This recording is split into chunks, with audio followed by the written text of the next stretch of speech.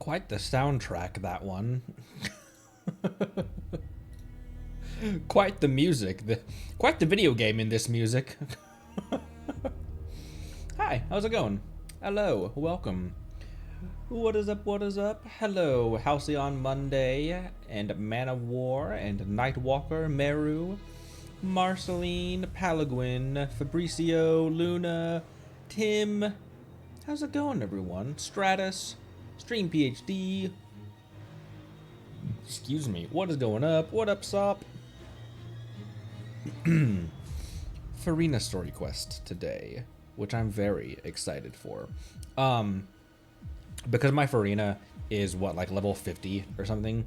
I took her to I help my wife do dailies, do like ley lines and that kind of stuff every day. It's one of our kind of like evening relaxing things. And I was like, Farina's gonna be like Farina's not that, like, she's got level 0 artifacts and she's level 50 or whatever. So I brought her and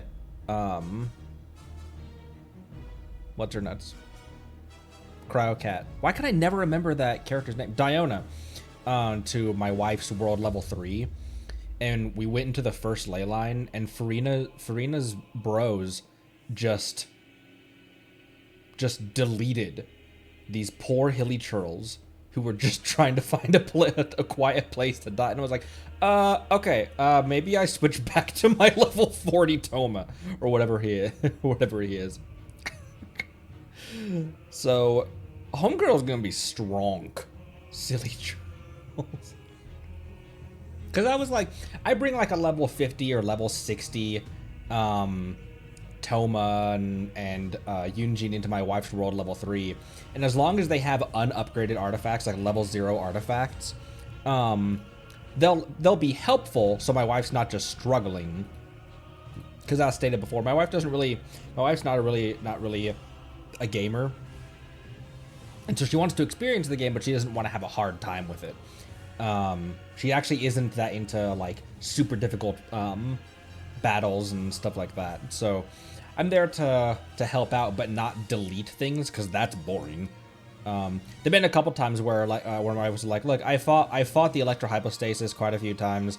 I just need the resources for my official, and so I'm like, okay. And I'll bring my C6 Yanfei in, and we'll just one cycle it a couple times. But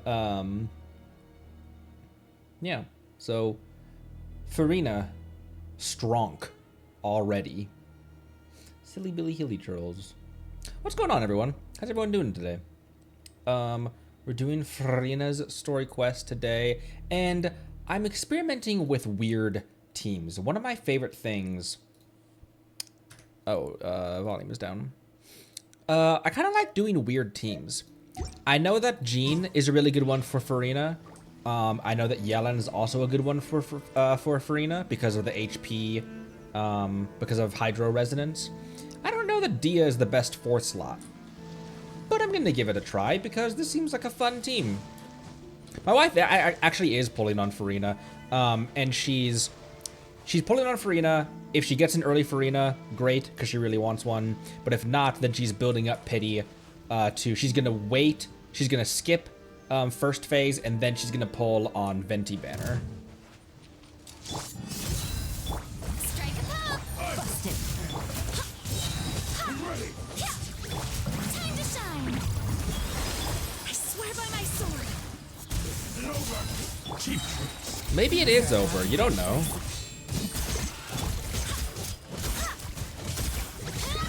Go as one! This battle. That might not be that bad of a team, actually. D will be fine here. Okay. One of the big problems is going to be if I encounter, like, a Hydro Baymax or a Hydro Abyss Mage or something. Because my only... It's just going to be up to Animo and Pyro. And Dia's Pyro application really isn't that great.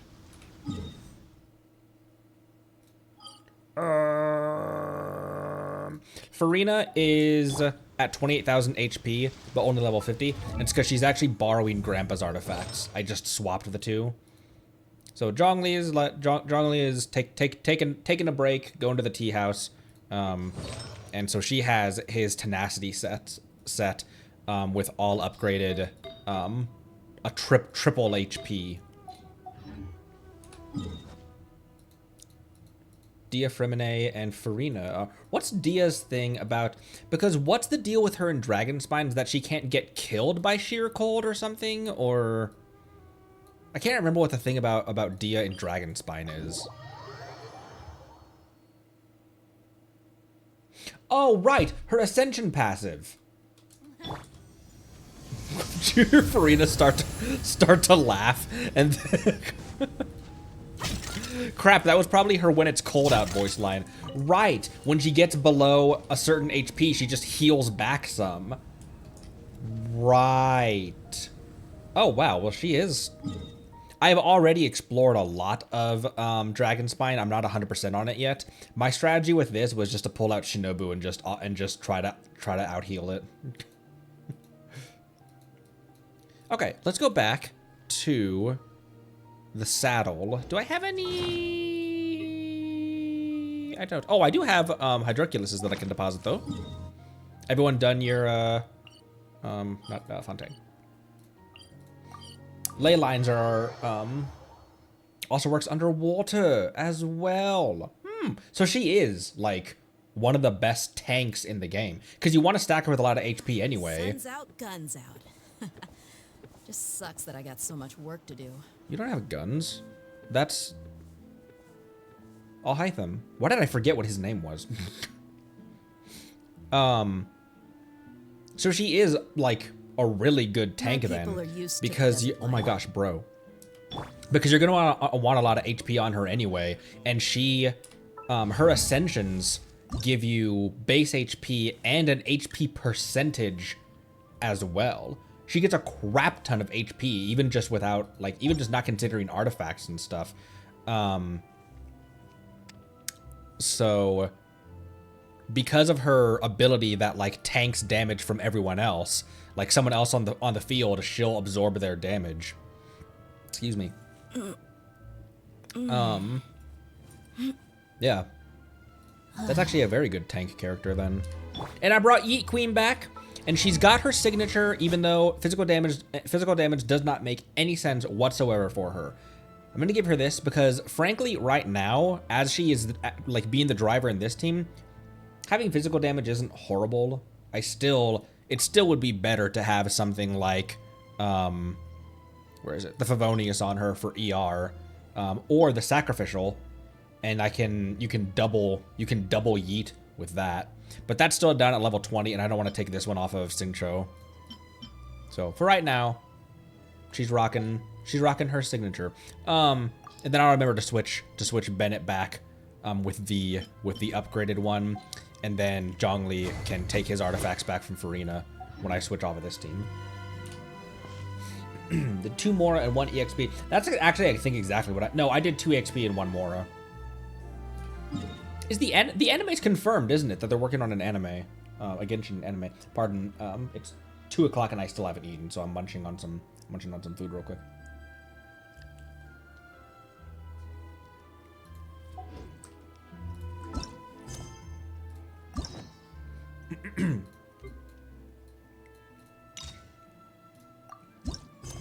Eee! The Little Oceanid. The Little Oceanid?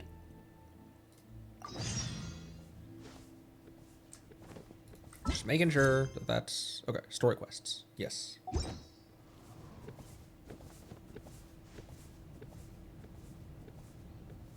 Jean's like, we're a long way from Mondstadt, are we? She's like, what the hell is this thing?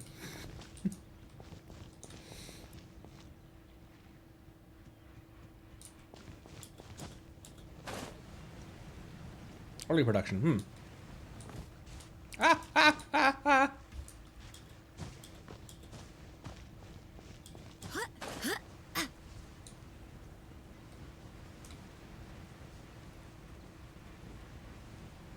Been confirmed for a long time, but no date yet. Okay. Oh, we're just going to the Adventurers Guild. let me finish my sandwich real quick, and then we'll get into the quest.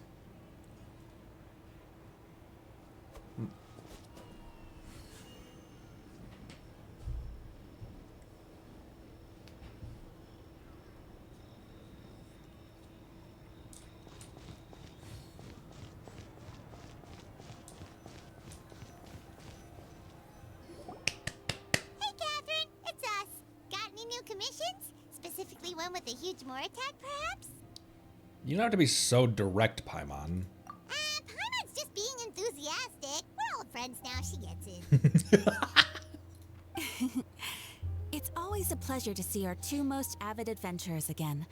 Looking for the next challenge, I see. I really like how much more casual Paimon has gotten with her voice as she's gotten as we've gotten more comfortable with each other. We're bros now. Paimon's just being enthusiastic. We're old friends now, she gets it. She gets it. Fine. It's fine. Actually, we do in fact have a rather urgent commission that is still open. Having read the details, however, I don't believe you'd consider it to be lucrative. Don't worry about that. We were just kidding. So what's the situation? To put it simply, the requestor is looking for a temporary replacement actress for their musical. The original cast member ran into some issues and is currently unable to perform the role. But the troupe has also been experiencing some financial difficulties, so unfortunately they cannot afford to pay the replacement actress. That does sound like a tricky situation. So basically they're looking for a volunteer? That's right. Our adventurers reached out to many actresses, but none of them were willing to take the job. You know what I always forget is that Nilou is a 5-star, isn't she? I, for some reason, always in my mind demote her to 4-star for no reason. I always think that she's a 4-star, and I always think that Candace is a 5-star. Just when they're talking about like actresses and just reminded me of the performers that we know in game. I always promote Candace to 5-star, and I always demote Nilou to 4-star for some reason. I don't know why. There are only a few days left until the performance. If they can't find someone in time, they'll probably have to postpone the show. And delays tend to create all sorts of new problems. Got it. Oh, this one's a doozy. What do you think, Traveler? Any ideas? Even if we took the commission, neither of us have any experience starring in musicals. Very true. If you're interested in helping, why not start by having a chat with the requestor? He's right over there. I mean, I also didn't have any experience practicing law. That didn't stop me from exonerating Linny and Lynette. Maybe you can't fill the role yourselves, but you might be able to help him figure out another solution. Maybe there's something he hasn't thought of. He's got that Cloud Strife hair. Oh, it's that guy, huh? No wonder, he looks like he just ate a sour lemon. We'll go talk to him. Paimon approves, let's go. A sour lavender melon? Hello there, are you the guy looking for a new actress? Wait, I know you two. Are you really willing to act in my musical? Wow, sounds like we're pretty famous in Fontaine already. Paimon, we have been traipsing all over Fontaine. This takes place after the Archon quest, Paimon. Why would we not? Everyone knows who we are from here to Mondstadt. But to answer your question, neither of us have any experience in musicals. But we heard that you're in a bit of a bind, so we figured we could at least try to help you think of a solution. Ah, I see. It's okay. I knew that asking for a volunteer was a long shot. If we can't find someone to step in, we'll have no choice but to cancel the show. It would be such a shame. Can't you cover the budget for a few actors? Can't you cover the budget for a new actress with ticket fees? That's the thing. We're not some high-profile theater troupe, just a group of amateur enthusiasts. All our sets and props are very crude. We're grateful enough just to get an audience, never mind ticket fees. If we had a way to make this profitable, things might have turned out differently. But now, it looks inevitable that we'll disband. Disband? You're splitting up the troupe? Oh, I guess the lady at the Adventurers Guild didn't tell you?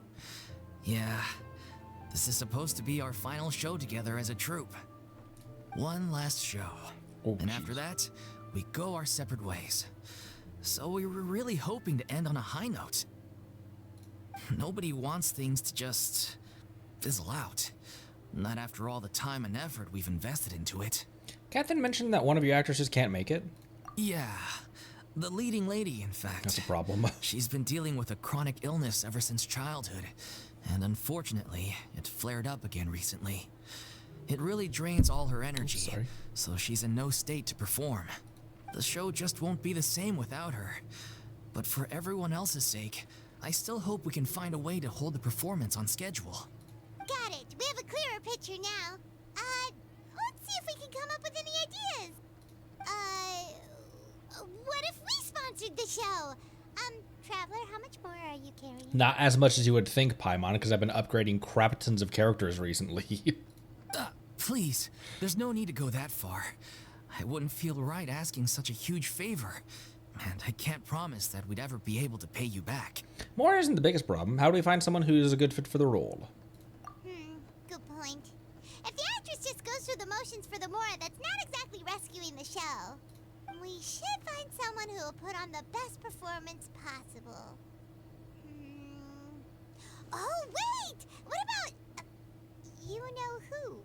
Great minds think alike. I was just thinking that. That's how you know we're the best of partners. Anyway, she should have all the free time in the world right now. She's really good at performing, and she was once super popular with the crowd. Performing in a musical should be a piece of cake for her. Talking about... they're talking about Zhongli. Who are you thinking of? Sounds like someone famous. Fina. Her? You're... That was a joke, right? Nope. Paimon doesn't actually know if she's performed on stage before, but Paimon's pretty confident that she'd be really good at it. You're not wrong there. She has actually performed in a number of big-name shows before. They were one of the reasons she was so popular. But even if she's no longer the Hydro Archon, it's not like she's suddenly a commoner. She's still an idol to many people in Fontaine, including myself. I just think Lady Fina might feel a bit out of place in an amateur troupe like ours. You want the show to go ahead, don't you? Well, yes, but... Fair enough. I mean, if she was actually willing to, then of course I'd be honored to have Lady Fina star in our show. I'm sure the rest of the troupe would be delighted too. I'm sure everyone in our troupe has probably dreamt of performing on stage with her one day. Of course, it all depends on whether she's interested. She might consider this opportunity beneath her. I don't think you'd... No point in stressing about that. We'll only know if we ask her. And besides, things are different now. There's no reason for her to be all high and mighty anymore. Let's go. It'll be good to check on her anyway. Where is she? Thank you for your help. I guess I'll just stay here and wait for the good news. Good luck. Wait, where does Fina actually live nowadays? She used to live in luxury at the Palais Mermonia, but she's, moved out, right? As it happens, I have her current address here. I can provide it to you. Why would Catherine know where Fina lives? Woo! When did you get here? She's the Adventurers Guild, not the post office. I came over when things were starting to sound more promising. I thought I should be at the ready in case my assistance is needed. It is my duty to support commissioners in any way I can. Thank you, ma'am. Thank you so much. Free Catherine. She escaped. She's outside of her walls. Well, now that we've got the address, we'll go find Fina. Back in a jiffy. The Little Oceanid. I can't believe they're seriously asking Lady Fina. Seems a little over the top. Try not to worry. May I pour you a glass of water?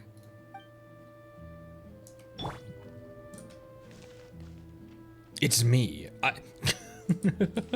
Did you just dox me?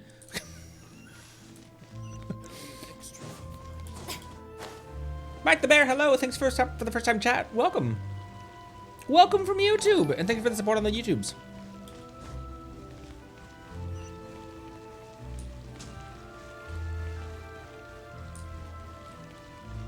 Relationship drama.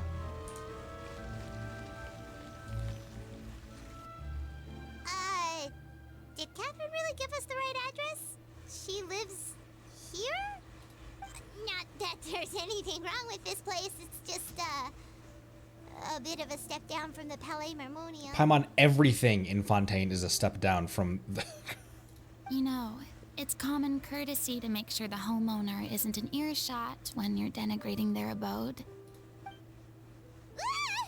Okay, when did popping out of thin air become all the rage? First Catherine and now you?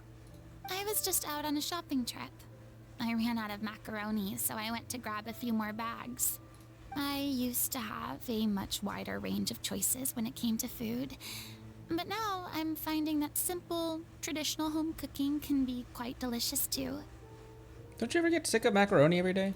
Not at all. As long as you have different kinds of sauces in, you can have macaroni and tomato sauce one week, macaroni and bolognese the next. Oh, sounds like you're really struggling to cope. Is it because you have to do all your own cooking now? How rude! Questioning my cooking skills. The audacity. Well, you wouldn't be the first Archon that I... It's not like I have a very eventful life these days.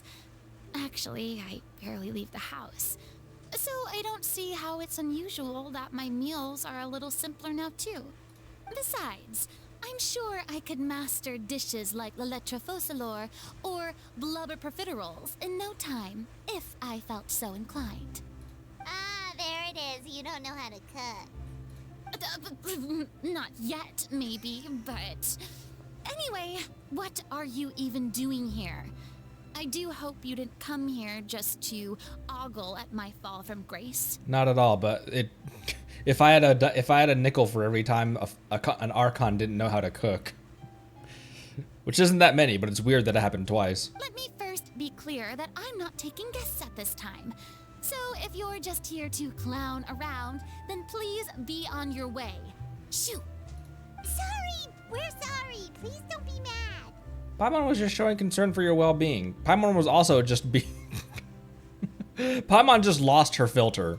Yeah, exactly what the traveler said. Paimon wasn't trying to make fun of you. Hang on a sec, you weren't exactly holding back either. We actually came here to ask for your help. My help? Well, maybe you're forgetting that I'm no longer the mighty Hydro Archon. I don't even have a vision, you know. Don't worry, it's nothing that serious. It's just very specific, and you're the one with the power to help. You're the only person for the job. Oh? Well, if that's the case, then fine. I'll spare you the lecture about your attitude just now. I don't know, we might need it after that. So tell me, what specifically makes this matter so specific?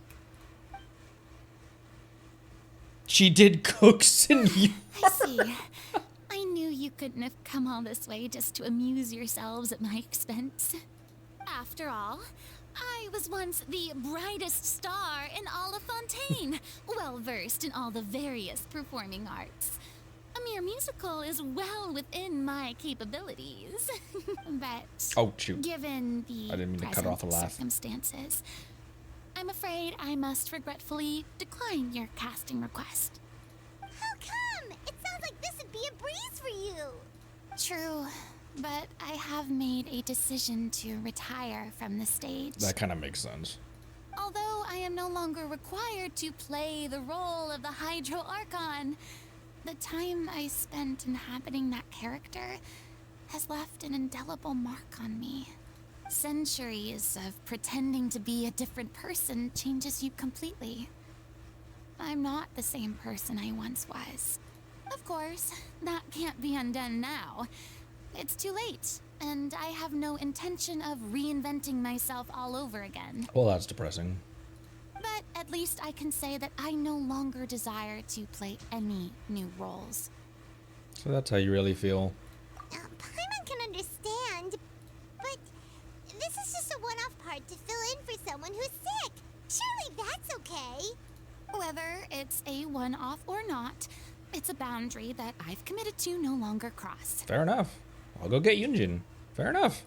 If I make an exception to the rule now, I'm just leaving a back door for myself, which would be the same as not having a boundary in the first place. So I'm not going to perform, and that is that. Okay, guess there's no convincing you. Well, is there anything else we can do to help out the troupe? Otherwise, they'll just have to disband without any fanfare. Do you know any other actors who might be interested in the role? Nope. Short and to the point, okay.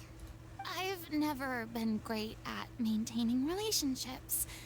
Besides, anyone I've ever worked with probably couldn't wait to get rid of me. I don't think, man, this is rough. She's this is a woman who hasn't had a friend and hasn't had anyone, not even just a friend, hasn't had anyone in 500 years.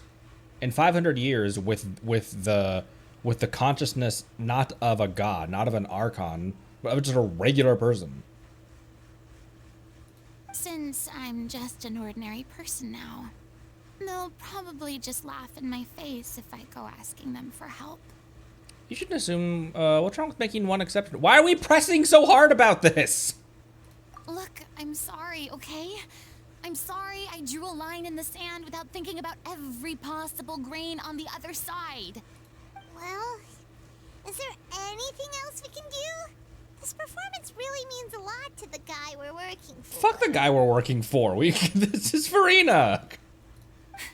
Have I not made myself clear? You're barking up the wrong tree. I don't want this job, nor do I know of anyone else who would. Sorry. I didn't mean for that to sound so harsh. No, that was valid. I wish I could help, really. But if I thought I had the answer to this problem, I would have said so by now. The only thing I can defend Ether with is that he wasn't there. He heard all about Farina's traumatic centuries-long experience secondhand through Neuvillette. Potentially, Neuvillette doesn't have the social skills to really convey that properly. That's not an excuse, though. These two travelers need to back off. It's all right, Farina. Paimon just wanted to make sure we tried everything.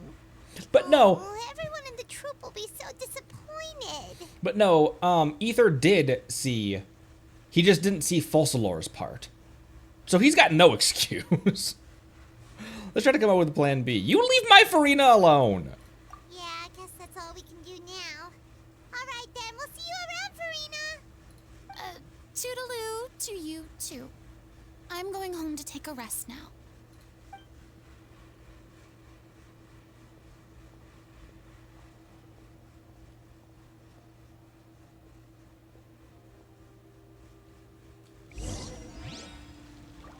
Look, it's Farina.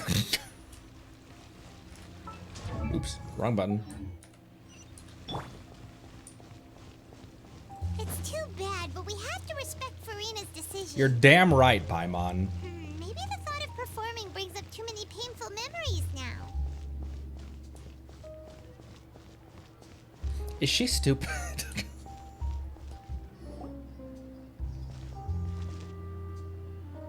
Huh? What's going on? Are they arguing? That's besides the point. I'll ask you again. Why did you start looking for a replacement without my consent? When did I tell you I'm going to take a step back? You didn't need to say it. We've known each other for how long now?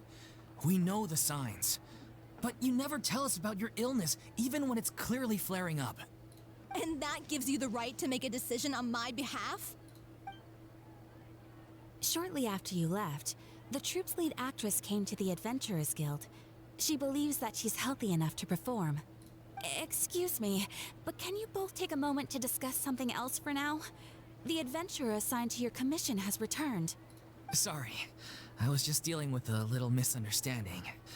So, how did your conversation with Farina go? Horrible. We lost all of our brain cells. Those two that we rubbed together, gone. Sadly, it's a no from her. We tried to persuade her, but she wasn't having it. She doesn't want to play the role for personal reasons. I see. Well, circumstances have changed a little, so maybe that's not such bad news after all. You see, our leading lady has just informed me that she's well enough to make it to the show after all. Staging the musical with the full original cast was always the dream, of course. Oh, right! Sounds like everything worked itself out then. Imagine if we convinced Fina to join only for her to find out she's no longer needed. That would have been... Yeah, she'd be livid. We'd get the scolding of a lifetime. Jeez, is Lady Fina really so harsh with people? Only joking, calm down. So, guess we can consider this case closed now, huh? Despite the fact that we failed to complete the commission, we were still racking our brains for ideas on the way back here. Look, there's no point arguing with you about this anymore. You've made yourself very clear, so I'll stop looking for a replacement. His hand started phasing through his jacket, and it was really weird. Because he went from having, like... He went from having... He had, like, 3 fingers. This is the last chance we have, though.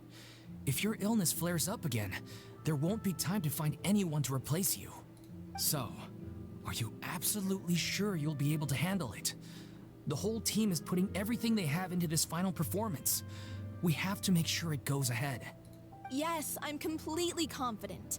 I've been taking a new medication from the doctor, and it's working brilliantly. The doctor? I'll definitely be able to tough it out until the performance day. I'm taking new quote-unquote medication from the quote-unquote doctor. I share everyone's desire to commemorate all our years as a troupe with a proper farewell show. So the last thing I want is to be left out. Every one of us thinks of this troupe as their home, myself included. You're right. I'm sorry. I let myself get too worried about the show. I should have asked for your permission first. All's well that ends well. Sounds like the show will go on. Paimon, wait here a second. Sure.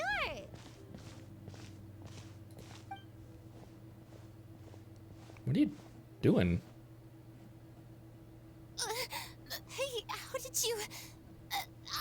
I was just passing by because I realized I forgot a couple of items on my shopping list. Oh, why was she just hiding behind the counter smirking at us? All right, I'm coming. No need to drag me.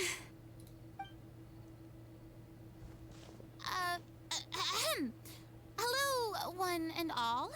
I couldn't help but overhear your conversation just now. Fina? Didn't you say you were gonna take a rest at home? What are you doing here? I was just ever so slightly concerned about the situation you mentioned. Yes, a teensy bit concerned, that's all. When you came to talk with me earlier, I jumped right to explaining my position and said some strongly worded things. Which were completely valid. You set a boundary, we didn't respect it, and we deserve to suffer the wrath of the rock. And all before I even had a full grasp of the situation. Anyway, I just feel a bit bad about how it went down. I'm sorry, Paimon. Oh, it's totally fine. Paimon didn't take any of that personally. Then why didn't you just and then why aren't these two apologize? I hope this is just a translation problem, because this is... You really have a knack for keep asking the most uncomfortable questions, don't you? I felt very sheepish, having had a change of heart after flatly refusing you. And then, to make matters worse, you caught me. But in any case, it sounds like the issue has already been resolved. Yeah. When they said they were gonna ask for your help, I almost had a heart attack. I mean, how could we be worthy of having Lady Fina star in our show? There's no need to think like that. And no need to keep addressing me as Lady. Just Fina is fine. Doesn't Lord and Lady imply ownership of land? Isn't that what that honorific is for? I was wondering, if this troupe is so important to all of you, why does it have to disband? If the difficulties are purely financial, then there must be a solution. You could put the shows on pause while you look for a sponsor, for instance. You know who could sponsor us? The Fatui. Everyone seems so devoted to the troupe. I'm sure if you keep chipping away, you'll find a way through. We all want to believe that, but some things are just beyond our control. Fanta! We'll get Fanta to sponsor us. We whatever portal Skirk threw Child in, we climbed through that and pulled Child out just to get his funds. It's like, hey, remember that time you funded Zhongli? Everything's been going downhill ever since we lost our director. She was the heart and soul of our troupe. She kept us going. Her name was O'Reilly, and she was the founder as well as the artistic director of our troupe. And tragically, she was a victim in the serial disappearances case. Oh, shit. Huh. What? That's actually how I recognized these two. It was all thanks to their efforts that the true culprit was brought to justice. But still, no sentence can bring our director back to us. She was a loyal fan of your performances, Miss Fina. They were what first inspired her to get into musical theater. She rallied many people around her who were destitute or had lost their sense of purpose in life, and convinced them to join her troupe. She wrote her own scripts, acted on stage, and mentored each and every one of us. People loved our performances back then. We seemed to be going from strength to strength. Things were really looking up for us. And then disaster struck. Yeah. After that, the entire troupe fell into disarray. None of us know anything about script writing, let alone how to handle the business side of things. We've been doing the best we can, but despite our efforts, things are slowly but surely falling apart. It's agonizing, but ultimately, we'd rather end things now on our own terms than stick it out to the bitter end and watch all our dreams turn to dust. Oh. That's so sad. Well, you can rest easy. Yeah, girl got her vengeance, at least. You can rest easy knowing that she got to knowing she got to drown that dude in the fountain of Lucine. What a terrible waste. A gifted artist from humble beginnings who achieved so much and no doubt had much more to give. And then her life was so cruelly taken. I suppose it's fair to say then that this final show, besides being your farewell to the stage, is also your final gift for her? Yes, exactly. We all miss her terribly. Well, good thing I followed the traveler here. After hearing this tragic tale, I can no longer stand by and do nothing.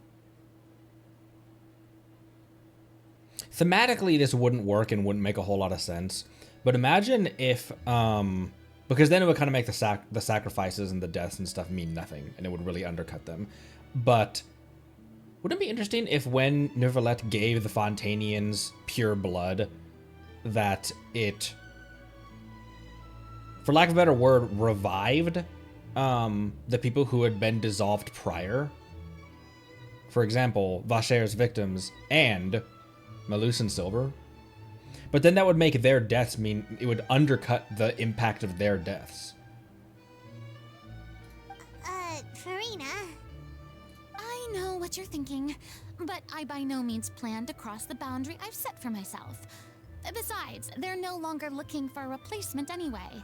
I can, however, provide some artistic guidance from the vantage point of a highly experienced audience member. That makes sense. But only if you feel this is something that would help, of course. Oh, most definitely. We'll take any guidance that you can give. We unfortunately don't have any budget for a consultant, though. Will that be a problem? I don't need any compensation. All I'd ask in return, if you're willing, is that you tell me some more about the life and work of your late director. Man, Fina's the best. Something I've begun to realize since my departure from the opera Epiclese is that there's a lot you don't see when you observe everything from on high. The law only judges criminal behavior and does not weigh human emotion. The court's verdict can settle the question of criminal liability, but what about all the unresolved emotions of the parties involved? What happens to them? A verdict can bring emotional catharsis that come pouring out and flow away into infinity. An interesting answer. But if you ask me, I think all emotion shall ultimately return home to the heart and slowly settle with the passage of time. Take, par exemple, how this troupe pines for their late director. Things such as this I have never witnessed before, and so I should like to observe, perchance to understand. Huh. Still a fan of your old dramatic monologues then, huh? She just went over She just went over how when she's been doing this for 500 years, it's hard to break that. It's become part of her. You just want to get back in on the action, don't you? No. This is a completely different situation. Pearls before swine.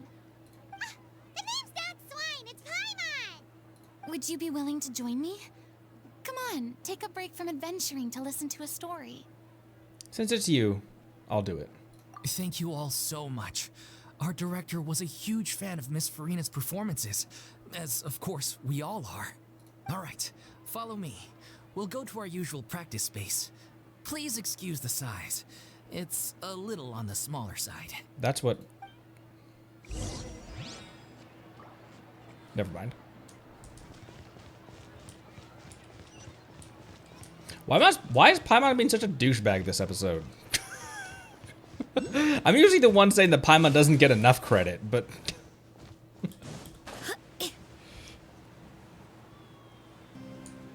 Also, why is there no... Okay, never mind. I was like, why is there no one in the square?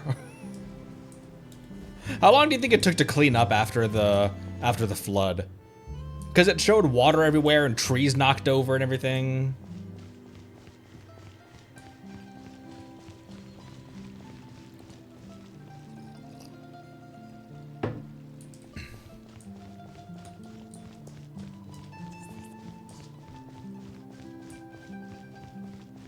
Where are we going?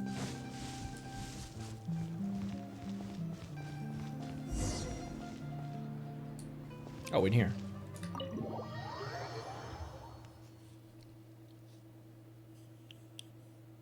Yeah, the whole city was underwater. The whole realm was underwater, like this whole nation. I wonder if that had any effect on the surrounding countries. Huh? Lady Farina? What's Lady Farina doing here? Hello all. Allow me to explain. As of today, Miss Farina will be supporting our production of the Little Oceanid in the role of artistic consultant. These two over here are the ones that made it possible. They kindly reached out to Miss Farina on our behalf. I'm sure they need no introduction. You bet! That was the trial of the century! You helped bring our director's murderer to justice. We can't thank you enough. Oh, please don't mention it. We're just here to join in on the fun. So, you were saying the Little Oceanid? Yeah, that's the name of our final show. It's an unfinished script left behind by our director. One of her greatest regrets is that she never got to complete it. So, if we can bring it to the stage and make it a successful show, we can all take some solace in that. The director who was dissolved writing a script called The Little Oceanid? Oof. Wait, but if it's not finished, then... Finding an actress was the least of your problems. Only Palermo and the Court of Fontaine was flooded. It just looked like in that cutscene that the entire country was underwater. Yeah, we've been battling issues on every front trying to realize this dream. Anyway, let me give you a quick summary of what the story's all about. The protagonist of the story is a young Oceanid who transforms herself into human form, despite the protests of her family. She longed to live just like any other human, and sure enough, she found friendship and even love. Everything seemed perfect, but one day, her true identity was exposed, and her world came crashing down around her. So far, so good. A classic tale. What happened after that? A classic tale. Life imitates art. That's one of the issues we've been trying to deal with. Unfortunately, this was as far as the director got with her script. We need a proper ending so we can bring this musical to the stage. But people have different opinions on which direction to take it in. We still haven't decided between a happy ending or a true-to-life tragedy. By true to life, you mean the director's sudden disappearance? Yeah, like they say, truth is stranger than fiction. Alright, I've got it. Here's something you can use as source material. There's this video game called Genshin Impact, and in the... But Then there's the question of whether we really want to use the stage to pass our raw pain onto the audience. Exactly. A lot of the time, people come to watch a show just hoping for some light entertainment. We have to consider their emotional stake in this, not just our own. And one last thing. We're still waiting on confirmation from 2 of our main actors. The first is Paulo, who plays the protagonist's lover. He's locked himself away to focus on writing an ending for the script. But the deadline's passed, and we still haven't heard from him. He's dead. The other is Villemont, who plays the main antagonist. He took the director's death pretty hard. Hasn't set foot in the city since. He's also dead. He did write to us, promising that he'll be there for the final performance, but we haven't seen or heard from him since. He's dead. So we're not really sure what to make of that. Huh. Although, now that we have Miss Fina helping us, maybe we should take the opportunity to get everyone back together. What opportunity? What do you mean? Maybe you're unaware, but your name has always been like a rallying cry for us. Aw. Our director was constantly singing your praises. All of us look up to you as a role model. Oh, stop. You're making me all flustered. Although, not in a bad way. I suspect the reason they're dragging their feet is that they have their doubts about whether the show will really go ahead, considering all the issues you've been facing. But one by one, all the obstacles are being removed. Now is the time to rally the troops. Makes sense. Okay, priority number 1, let's check in with Paulo and see where he's at with the ending. He went back to Poisson a few days ago.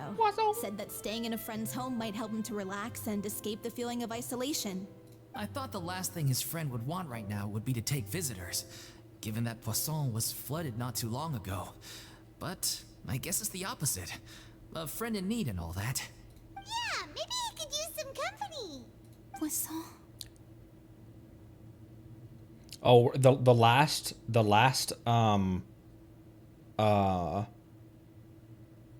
staying with friends man of war. The last time Fina even thought about Poisson was after the seas rose. Nothing. I suppose my presence will be indispensable if we are to restore his faith in the show. So, allons-y. To Poisson! Poisson. Also, are these assets from the theater, or vice versa? The theater used assets from here. Because these castles look familiar. You're off to Poisson to find Paulo, right? Have a safe trip. We'll take care of the troupe while you're gone.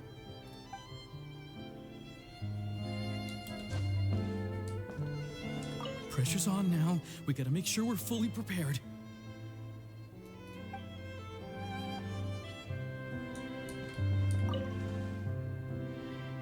I'm glad to have Yeet Queen back in a team. Jean was my choice on the selector because I hadn't really met Dia yet. I knew that I moused over her and I was like, well, this character's really hot anyways. But I already knew Jean. How far is it to walk there? We could take the aqua bus and just jump off the aqua bus.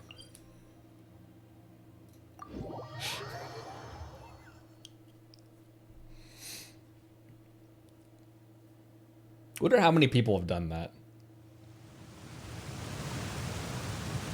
I cannot be the only person who jumped off of the aqua bus. Jumped off the aqua bus to get a domain or something. Oh, down there. This fucking fish is back. Why did you put the fish back? Your own darn fault. It's not my fault. I wanted the fish gone.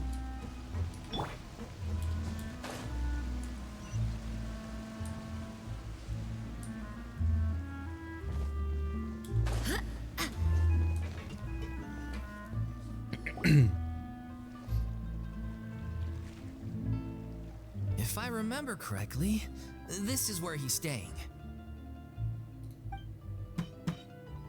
Who is it? It's me. It's me. Is the script ready? You came all the way here for that?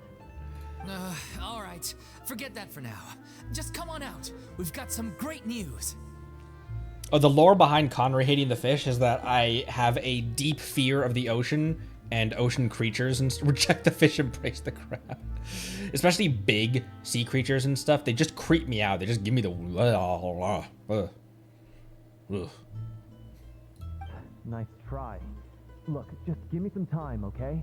I'm just wrapping up this last part of the script. I'll be out once I'm done. Okay then. Looking forward to your masterpiece. You really gotta change out that really shitty Cloud Strife cosplay, by the way, dude. It's not working for you. So, as expected, he's missed the deadline. The ending is one of the most important parts of the show. Even once he's done, it isn't final until we've all had the chance to read through and make sure we agree on it. Someone told me they'd just seen you in Poisson. I wasn't I expecting... assumed it was a case of mistaken identity, but sure enough, here you are. And Fina, too. I wasn't expecting to see Navia in this quest. I was wondering if we might run into her. So, you're here for Paolo?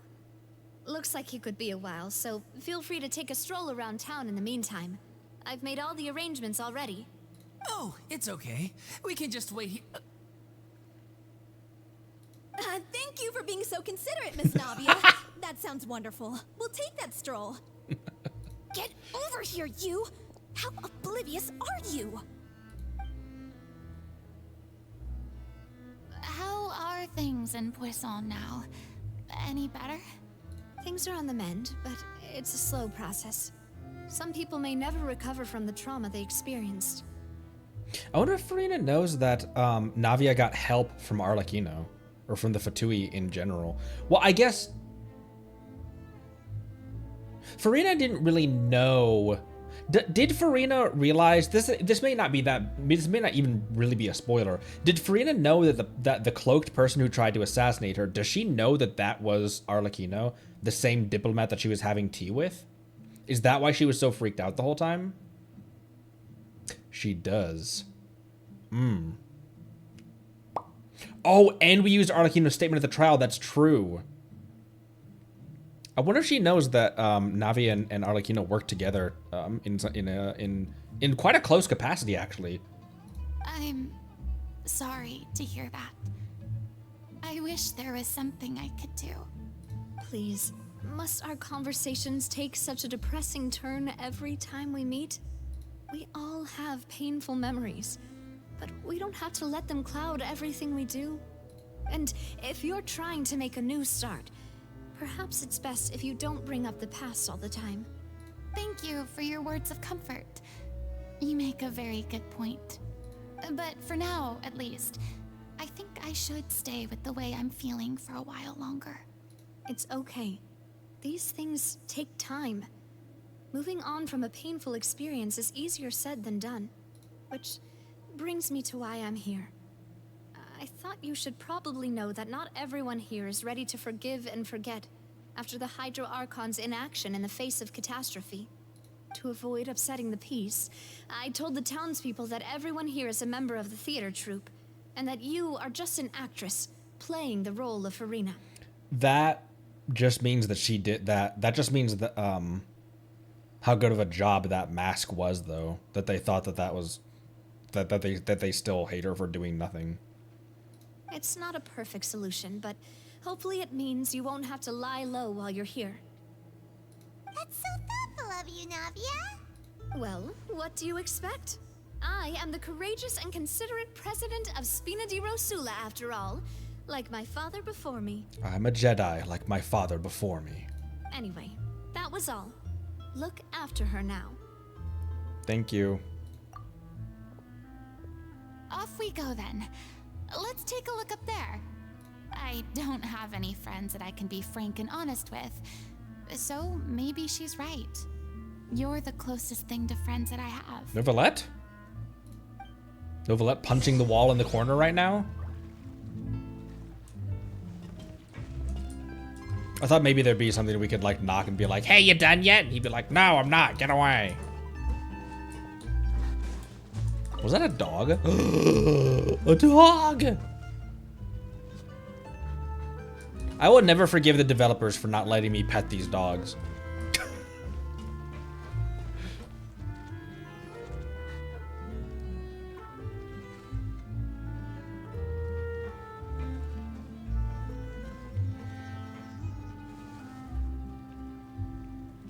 I'm so grateful that Miss Navia was so understanding.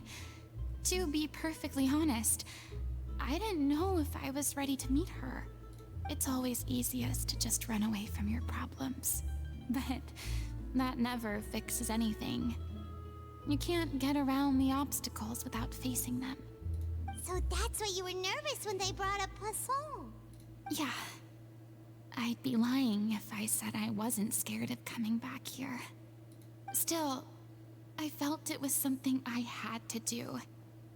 As I was saying before, I want to see for myself the things that I never could in the past. I'd be overjoyed if the people here could find it in their hearts to forgive me. But they're more likely to unleash a tirade of vitriol against me. Which, of course, I completely understand and accept. Yeah, I don't think anyone really bought Navia's lie. Yeah, I can tell people are watching me. I'm sure some people here see the idea of someone coming to Poisson dressed as the Hydro Archon as extremely disrespectful. I used to be terrified of the gaze of other people, especially when they had suspicion or resentment in their eyes. I guess I wasn't quite ready for this after all.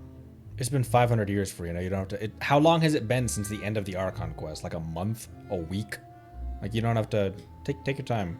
I'm not surprised you're making yourself go through all of this. Maybe you've taken on a bit too much in one go. I can't let myself see only the things I want to see. How would that make me any different from before? Look, there seems to be a crowd gathering over there. We're not staying quiet either. Probably time we made a move. How about we check out Spina di Rasula's ship? We should have a view of the whole of Poisson from there. Poisson! Today, I went out to buy a poisson. We are now approaching the Croissant Tunnel. The what? The Croissant Tunnel. Aval, are you sure that's what this place is called? Croissant. Sorry.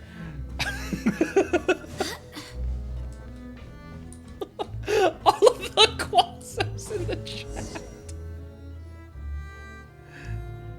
I'm sorry. You probably just wanted a relaxing stroll. And here I am dumping all this heavy stuff on you. No, please. If you need a vent, don't vent. mind. It's actually refreshing to see a different side of you. Great. Well, I appreciate your company, so please don't disappear just yet. Oh, we're sitting. I was like, why are we bending down for something? It's also, Mondstadt and Liyue are the only countries that we've been to where the citizens haven't, we haven't seen what the citizens are like when they see their Archon in the flesh. Because even at the rite of dissension, we didn't see them interact with, like, now we've seen people oogle at the fact that Raiden is walking the streets, and we've seen people expecting too much of Nahida, and now we've seen people casting dirty glances at Fina. We haven't seen people react at Barbados walking the streets, or Morax walking the streets, which is interesting. I don't know whether you can tell, but the years of suffering and loneliness aren't the only reason I have a hard time facing up to who I used to be. As I stand here by the ship, I can't get the images of the rising water out of my mind.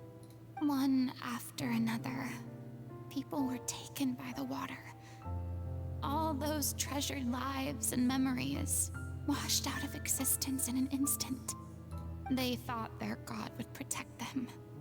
They had absolute faith that when disaster struck, a divine power would save them from harm. And all the while, I played my part to perfection to convince them that was true. I wonder if Fina and Neuvillette ever had conversations about,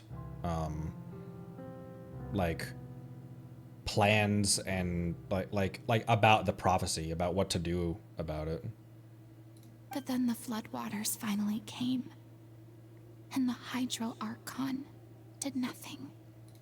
You shouldn't look at it like that. You were only doing your duty. Don't be so harsh on yourself.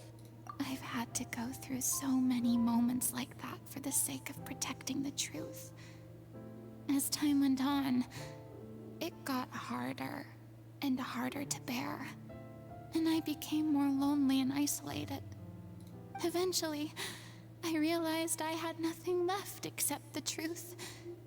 I became terrified of completely failing in my task, and was haunted by the thought of being left all alone, weeping on my throne.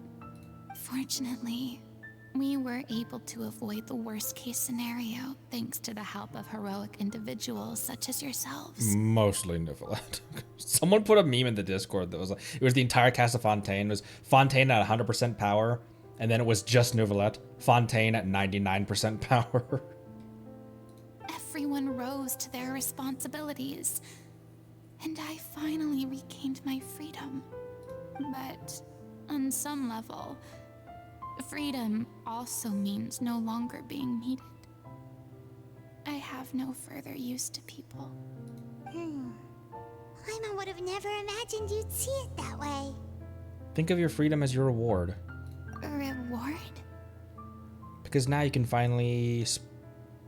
You don't have to be anguished and alone anymore. I guess so. And back then, I didn't even dare to dream about having someone to confide in. I was scared of someone recognizing me for who I truly was, and exposing the secret I swore to protect. I want to see Fina and, like, I want to see Nahida have a birthday and her and Fina interact. They both could. That's why I put them in my teapot together. Believe in the Fina you see on stage. She is the one you can trust. I had to keep all my feelings, all my curiosity about life to myself. No one could be allowed to know. That's what I really meant when I said I'm no good at maintaining relationships. So that's where you were coming from. Paimon totally thought you were just a bit of a diva at heart. Paimon, I'm actually gonna eat you this time. He is the Hydro Dragon, just like Mualani. No, she's a sea dragon Leviathan from Yeet. Could you please get off my case? I don't know what's gotten into you today. I'm making an effort here. You could at least try to do the same. Do you feel better? I'm not gonna defend Paimon at all. Do you feel better having gotten all that off your chest? I do. I once had nothing but the truth, and now I'm finally free to live my own life again. And even though I have no idea where I'm going right now, at least the choice is in my hands. All right, it's about time to head back. Paulo should have finished the ending by now. Sure. Okay, let's head back and check it out.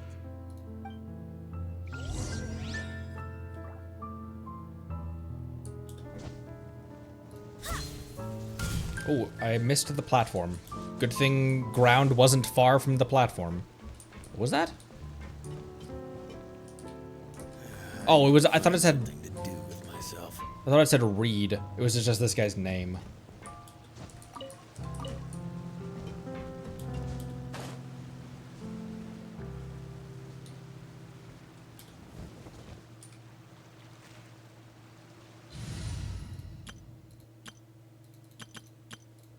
Oh, I don't have my Archon. I don't have an Archon team anymore. Wait, hang on. The campaign begins. The campaign begins. What shall we do? I've been waiting for you for ages. Here, Nahida will help. Didn't you say you needed to watch what you eat? You're supposed to be cutting down on fried foods. not wolfing down copious quantities of fish and chips, you know? That sounds dope right now. Come on. It's not every day we get to dine at Spina di Rosula's expense. Can you believe how generous she is? I'm not about to pass on free food. Anyway, my character doesn't need to be slim and good looking. That's your job. Are you kidding me right now? It's not your character's health I'm worried about, it's yours. That was the creepiest thing. That was the creepiest way you could have possibly said that, discount Cloud Strife. I've spent my whole life battling the effects of ill health, and it kills me to watch you willingly ruin yours by filling yourself up with junk all the time. Oh no, looks like they're arguing again. We're back! Could you maybe put your differences aside for a moment? Ah, you're back. We've been enjoying Spina di Rosula's VIP treatment in your stead. He's just been chewing on the low poly squid that's in the basket. She walked up and he's just on all fours, just like just chewing on the tentacles. Paulo's nearly done. We shouldn't have to wait too much longer. Get that image out of your head. Great! So you were discussing your characters, right? We heard she's playing the Oceanid who turns into a human girl. What about you? Me? I'm an Oceanid too. He was originally supposed to take the form of a crane, but he outgrew that role. Well, the costume at least. So now he's playing the boar instead. Why is everyone shit talking this? Why is everyone fat shaming this guy? Sorry. The boar's not a bad character, actually. He's the one who raises the little Oceanid, yes? That's right. He has some pretty memorable lines too, like when he imparts some solemn words of wisdom to the little Oceanid. If you become human, you can reveal your secret to no one. You will face suffering and loneliness. Is this truly what you want? Yikes. Wait, that sounds kind of familiar. It's the most important line in the whole script. I think it's a symbolic statement about our director's life and legacy. I wonder if the director knew. No, that doesn't make any sense. She kept quiet about all the trials and tribulations she faced in running our troupe, allowing us to devote ourselves fully to performing. It was only after she was gone that we realized how tough her job really was. You mentioned earlier that the troupe is like your home. Yeah. I was born with an incurable illness, and once my family found out it couldn't be treated, they decided they didn't want me anymore. I spent some years taking whatever work I could find and trying to manage my illness with various medicines. But whenever I had a bad flare-up, I'd be lying in an alleyway for days at a time. Fuck. It was like that until the director found me one day. She told me I had a great voice and asked if I was interested in studying singing from her. I said yes. She took me under her wing, taught me to both sing and act, helped me find Mora for my meds, took care of me when my condition decided to flare up. I know it was all a huge burden on her. She sounds like a really incredible person. She really was. She gave everything she had to her troupe and the people in it. All of us were so proud to call her our director. I was a lost child too when she found me. As the child of a murderer, my parents weren't around when I was little, so I got sent to an orphanage. The other kids were always picking fights with me. They'd say things like, "Come on, you must be pretty tough if you're the son of a murderer." It was just to taunt me, though. I was an easy target, and they knew it. One day, I got beaten up so bad that I just couldn't take it anymore, so I ran away. I lost all faith in humanity by that point. Thought the whole world was out to get me. Let me guess. Fortunately, the next person you ran into was the director. Yeah. For the first time in my life, I was somewhere I felt safe. And I promised myself I'd stay here until the day the group parted ways. The day you hoped would never come. How times change. He's awake! Oh, you're finally done? Get your butt over here. There's someone I need to introduce you to. This is our new artistic consultant, Miss Fina. Fina? The Fina?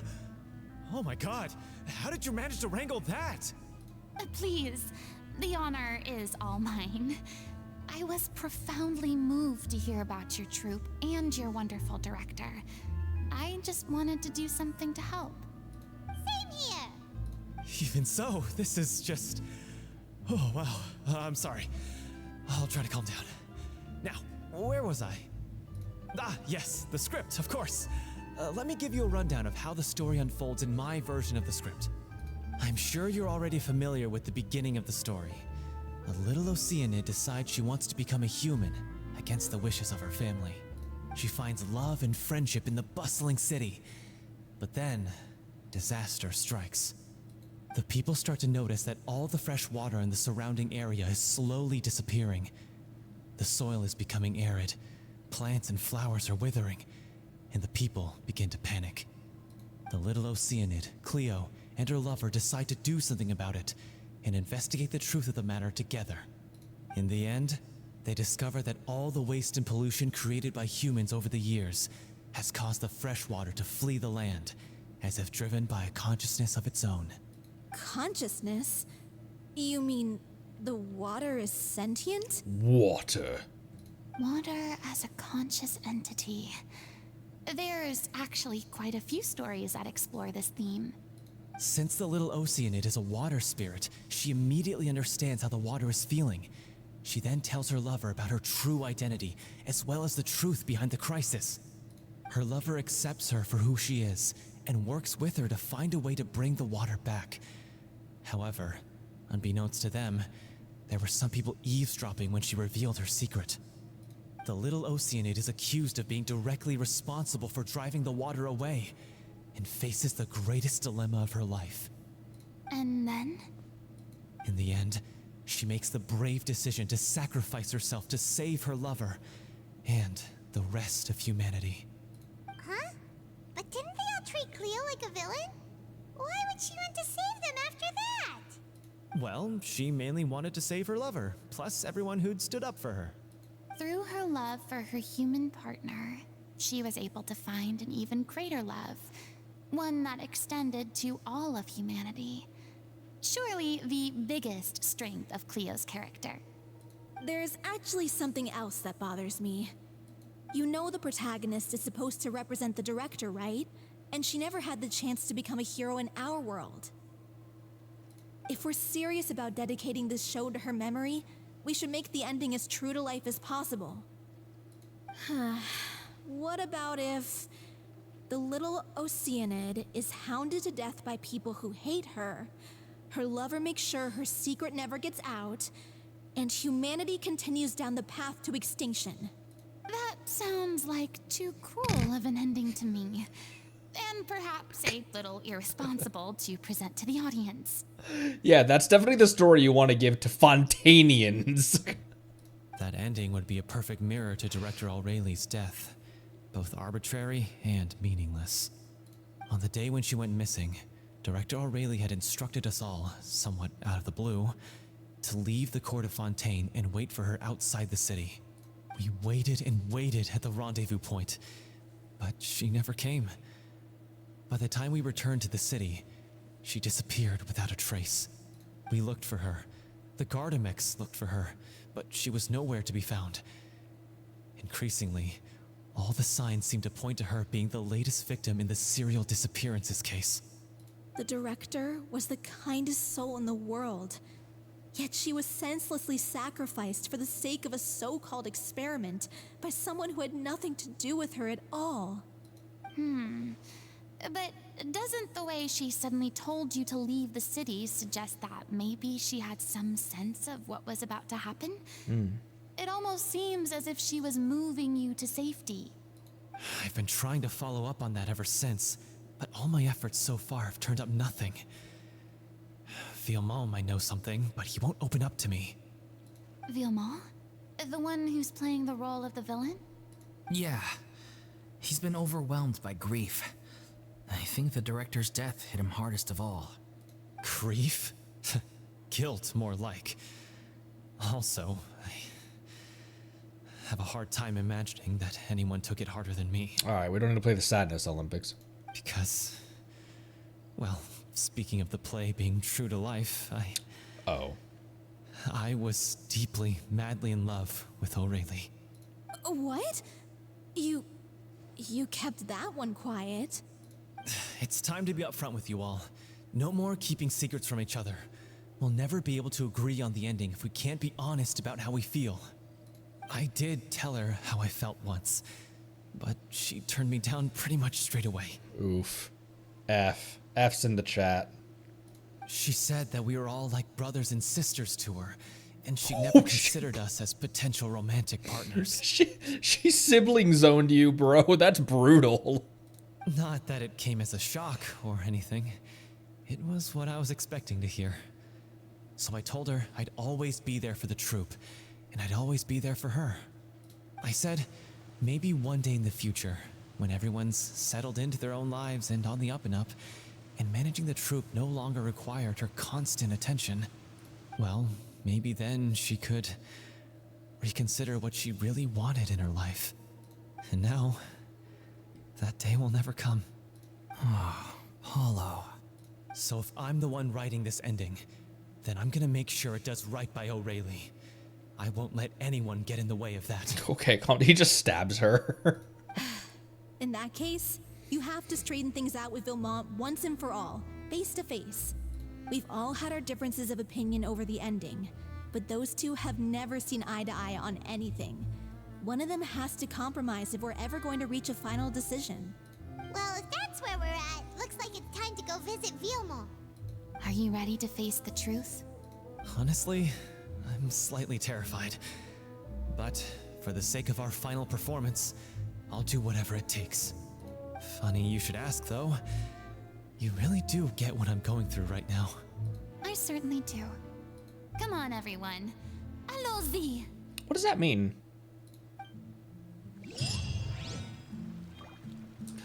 It's a dog! Look, Radish, a dog. Okay. Let's go. Let's go!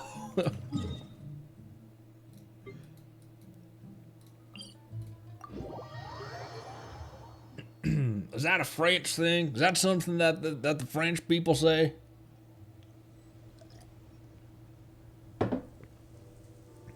Why is my Radish dying? I just now noticed that.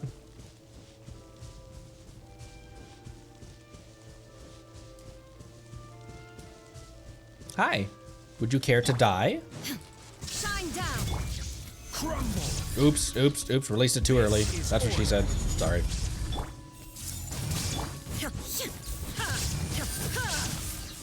There is no escape. Quake. I got a gear out of it. Where am I going? I have a quest.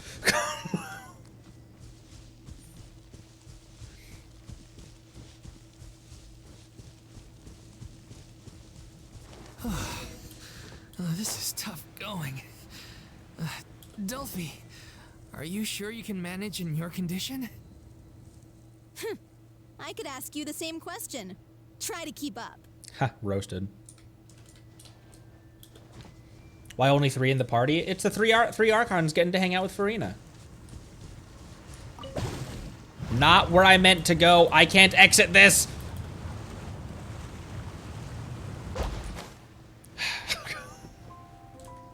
Where are we going? Okay, over here.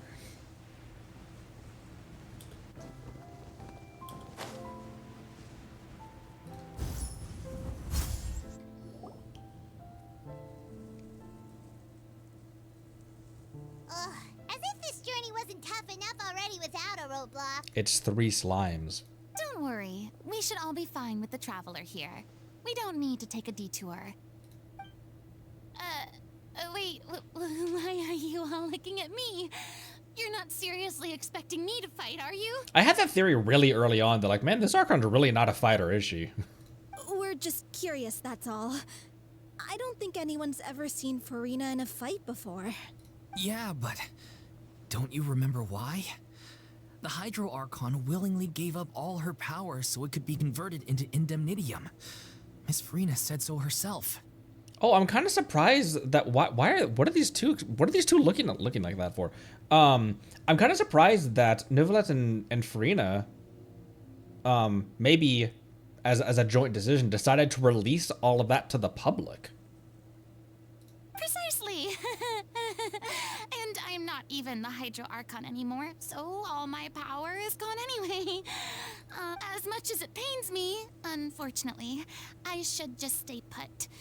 I'm more like a damsel in distress more than anything. Well, it's two hydro slimes, so. That sounded so smug. Ugh, secondhand embarrassment is unbearable. C'est la vie. C'est la vie indeed. Alas, I am forced to watch on helplessly as a more brave and seasoned adventurer than I swoops in to save the day. All right, calm down, Fina. Aw, too bad.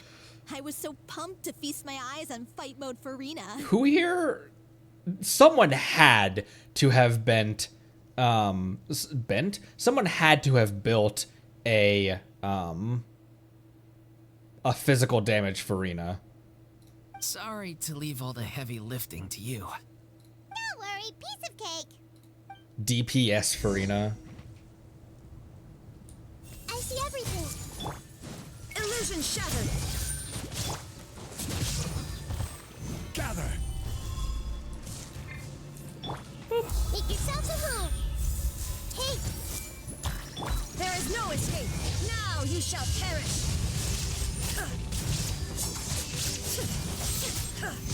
Oh, there's more. Crumble. I will have order. Don't worry, Farina. The other Archons will protect you. everyone hold hands. Yeah. Am I technically in a bubble, but I'm not getting trapped by it? Torn to oblivion. Illusion shattered. Rise.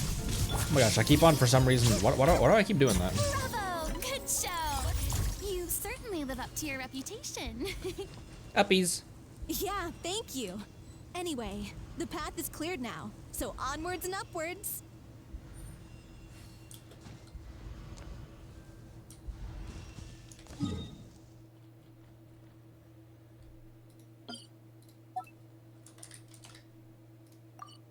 There's a chest here. Where are we going? Not that way. This way.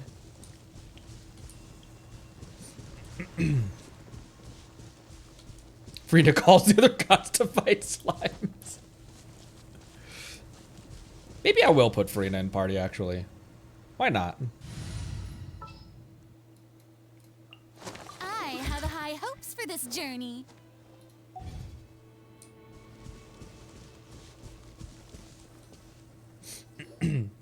Vilma, are you there? Huh? Oh, it's you guys. Wait, what's Lady Farina doing here? I can explain. We've been rounding up the whole troupe. We now have everyone except you. Explains the sequence of events. So, you think knowing the truth about the director's disappearance will help you write an ending to the script that pleases everyone? I care just as much as everyone else about making the Little Oceanid a success. That's why I wanted to wait until after the show. If I open this can of worms now, I just don't want to make things difficult between us. We're supposed to be a unit when we're on stage. Vilma, avoiding the truth will not help anyone. Unless you mean to suggest that Aurelie's death had something to do with you.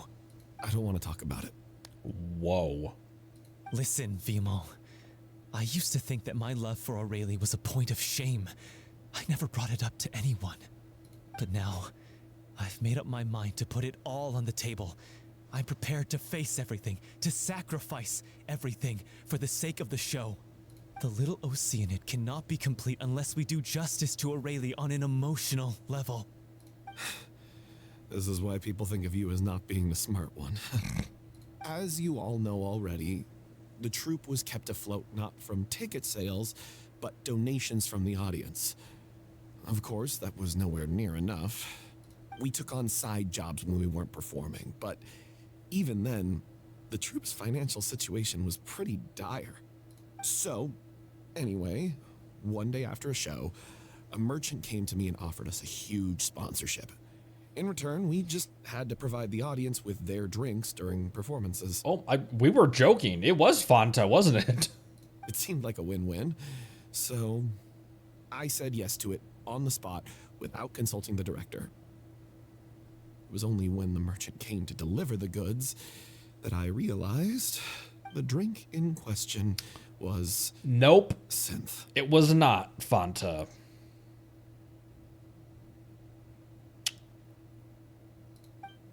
Well then. Isn't that the drink peddled by the culprit behind the serial disappearances case? I remember it just says euphoria, yeah, but it causes significant harm to the body. I freaked out when I saw the boxes. And I told the director everything right away. She was completely shocked as well. But she didn't reprimand me for making the decision without consulting her. Instead, she contacted the merchant and stated that the troupe could not agree to this collaboration. The merchant was furious, berated us for going back on our word, and threatened to sue us for damages. The amount was astronomical. There was no way we'd be able to pay. And then? I was going to sort it on my own, but the director stopped me. She said that this was an issue for the whole troupe and it wasn't my fault. But things only got worse from there. The synth merchant just wouldn't let up, and then suddenly the director told us all to leave the city one day. I knew then that things must have reached a boiling point. I admit this whole thing was my mistake. I didn't dare to tell any of you the truth back then, and after the director disappeared, I was even more afraid to say anything. You brought the director the attention of the synth dealers.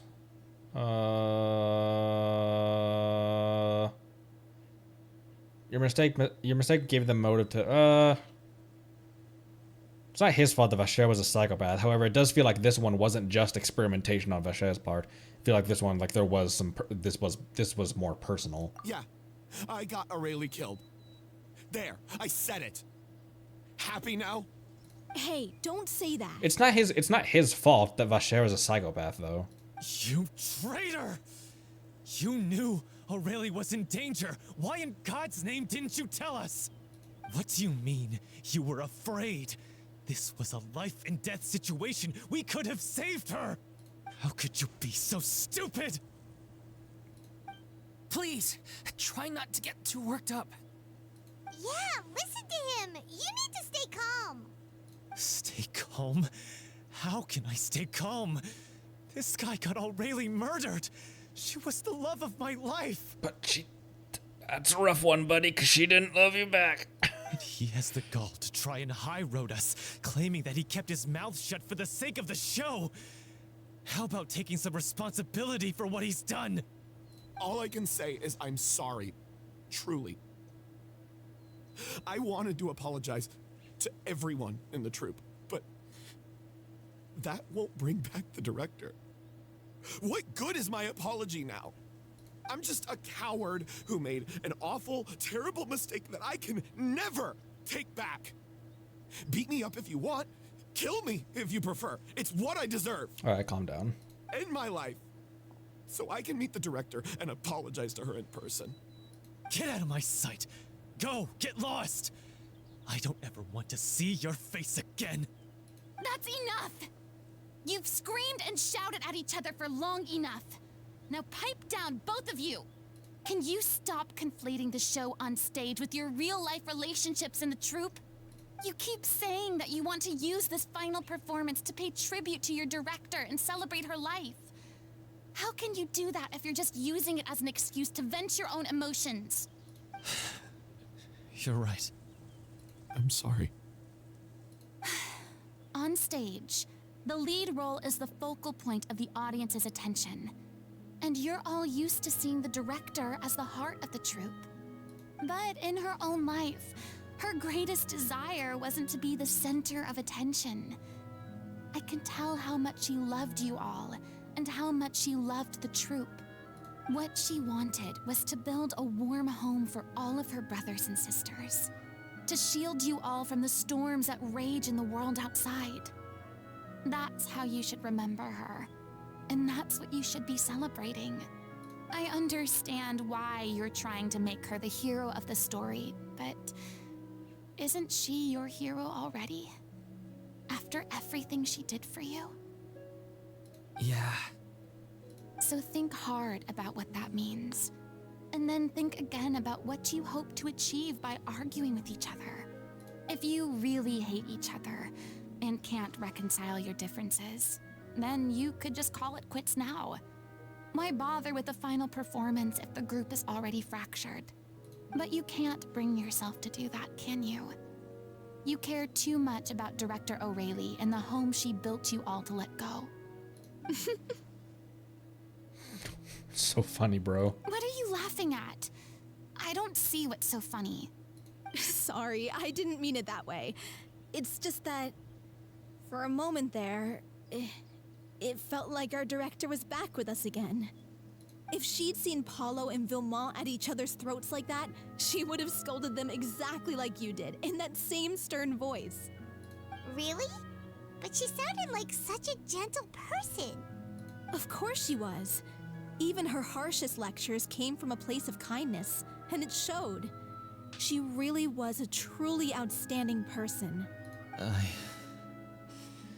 What you said, it really puts everything into perspective. I'm truly sorry. I really meant for this to be a genuine apology, but I ended up making it all about me and my self-pity. It's all right. Let's save all this for after the performance. So, the ending. What are we gonna do about it? Clearly, everyone needs to take a step back for now and reflect on what really matters. When emotions are running high, things get lost in the fray. The end of the story needs to focus back on O'Reilly herself. She's the true star of the show. It may actually be possible to find out more about her fate. What do you mean? The Traveler is right. You once investigated that underwater synth base and recovered items belonging to the victims. If you could find anything that O'Reilly left behind, perhaps we can get a better sense of what she went through in her final days. You really think that's possible? I trust that nobody would object to the ending of the story being based on O'Reilly's true feelings. No. Well, we'll leave this in your capable hands. Come, let's pay a visit to the Palais Mermonia.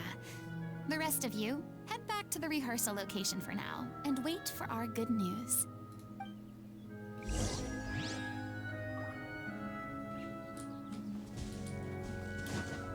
I saw this in the background, and I need it. Excuse me, Shogun. Who's our target this time? It's just a challenge. Don't get too excited, Yelan.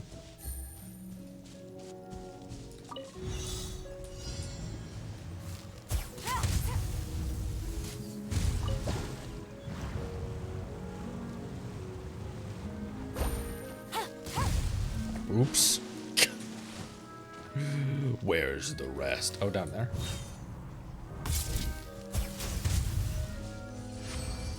Teehee. Oh, the chest is up there.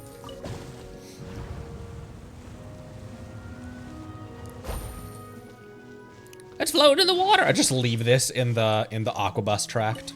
The aquabus tract. Oh wait, but this. Easy money. But this is the line that goes north. That would have gone to the research institute. This line is out of commission. This line isn't even running.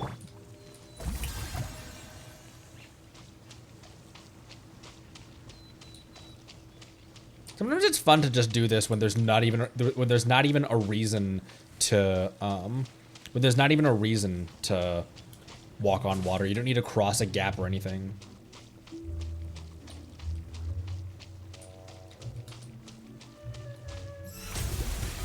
Oh, brilliant! Ah.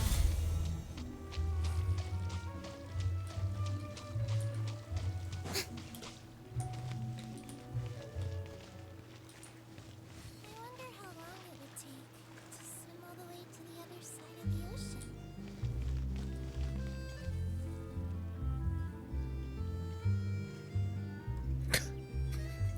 Look at these goons. Just looking for something to slaughter. I just like so much that when they're idle, they're just like, who's next? Who's next? Who gets to taste my blade next? Okay.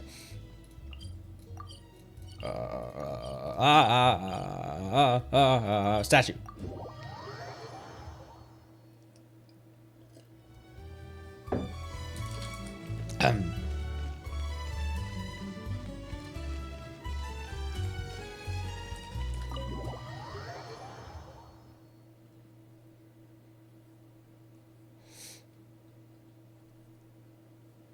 Big Daddy Dragon.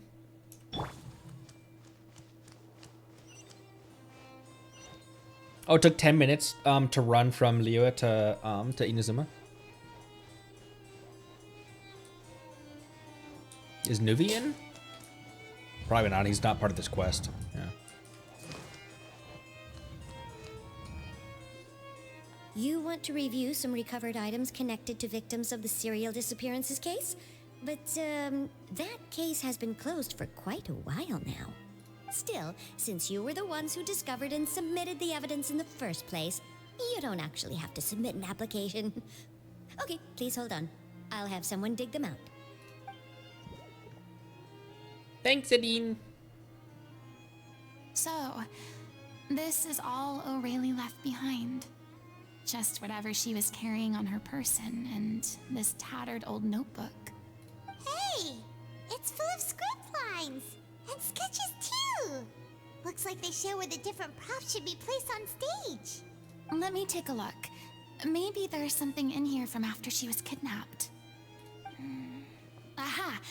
I found something. To whoever discovers this diary. Let's see. Looks like she kept a detailed record of her captor's actions. She even mentions the truth behind the experiments on dissolving young women. If we'd had the chance to examine this notebook carefully back then, it would have been a conclusive piece of evidence proving Vacher's guilt. Vacher took so many lives. It's still so unthinkable how many victims he had. I guess O'Reilly must have written all of this down in the hope that her records would one day be of use to investigators. Wait, it cuts off. Something wrong? Her handwriting here gets patchier and more illegible by the line. She probably didn't have much strength left. Her final words are...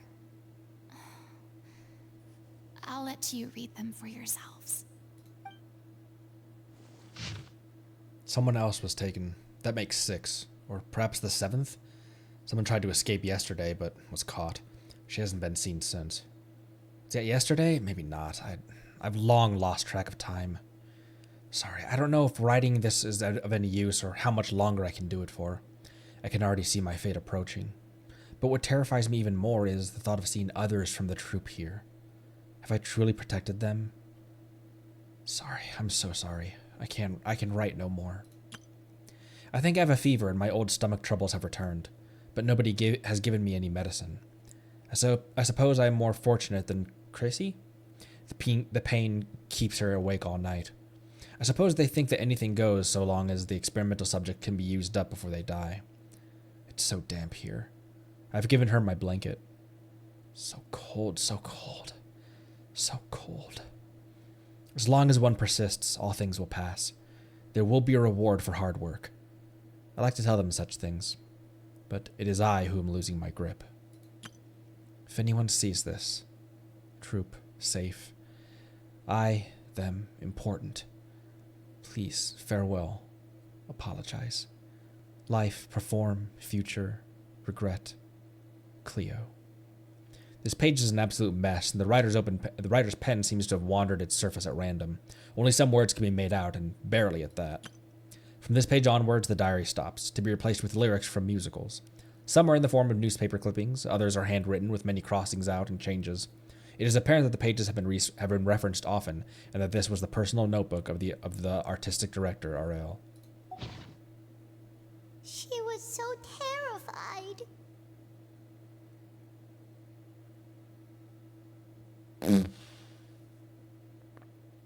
She watched a girl get dissolved right in front of her and had to wait for her own death in silence. She may have been a mighty hero in the eyes of her troupe, but at the end of the day, she was only human. I can't bear to think how painful and lonely her final days must have been. Wait. This part on the last page sounds strangely familiar. Flipping through the notebook, the lyrics continue. However, one page has been torn out, folded up, and placed next to the last blank page.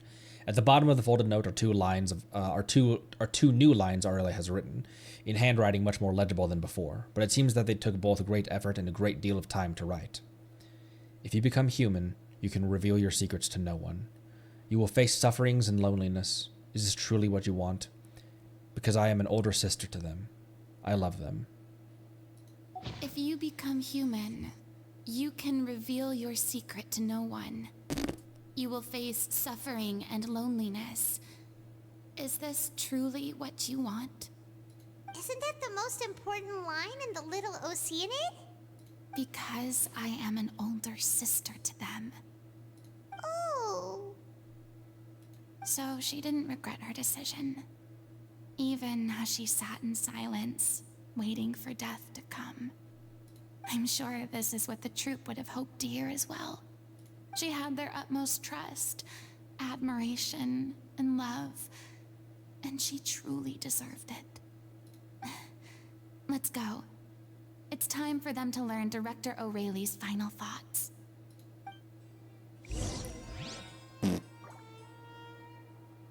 Damn. I guess I should have been expecting Feel's impact if we're doing a Fina quest. Oh, Yelen's still in party. What is the situation?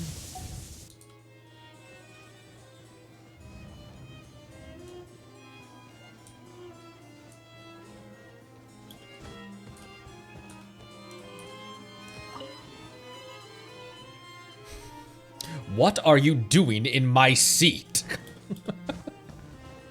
She's like, haha, pranked ya.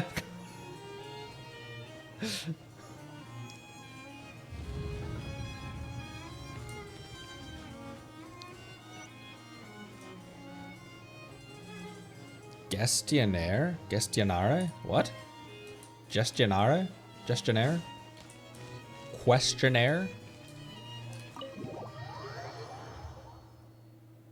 So anyway, then I cursed her. That took me out, bro. I was so close to crying already, and then she presents that voice line like that, and I was like, what the fuck? Anyways, I cursed her.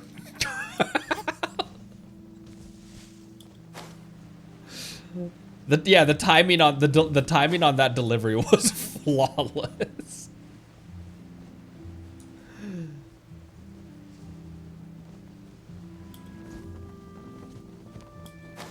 She's like, Fina was human, like what I could never be. She was a perfect person.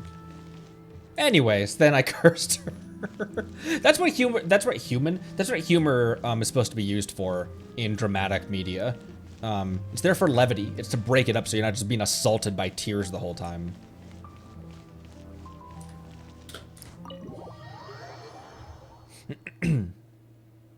Oh, there was an artifact set you guys wanted me to read the description of as well. Or maybe it wasn't the artifact set. Maybe it was the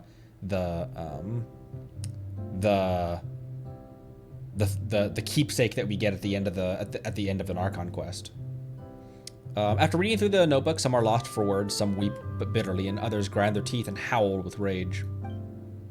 A long time passes before the group is able to calmly come together and finally make a decision. She deserves a hero's farewell. If that's the only way to convey to the audience the courage and selflessness that she showed in the face of death, then it's a meaningful way to end the story. Even in the last moments of her life, she was still leaving a trail for others to follow. She did her best to protect as many people as possible, even if it meant sacrificing herself. We know what choice our Little Oceanid would have made now. I don't think any more discussion is necessary. Well, Vilmont, if we put the past aside for now, do you think you can bring yourself to go ahead with the show?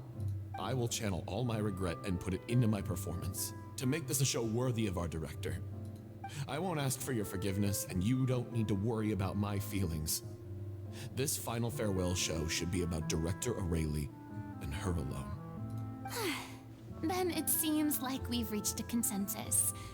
I have a feeling that this will turn out to be the most mesmerizing performance of your lives. Really? How can you be so sure when you've never even seen them perform before? Paimon, shut the fuck up. Don't underestimate my experience. After watching a countless number of musicals, I've learned one important thing. If you want to move the audience with your music, you must fully commit and immerse yourself in your role, pouring all your emotion into your performance.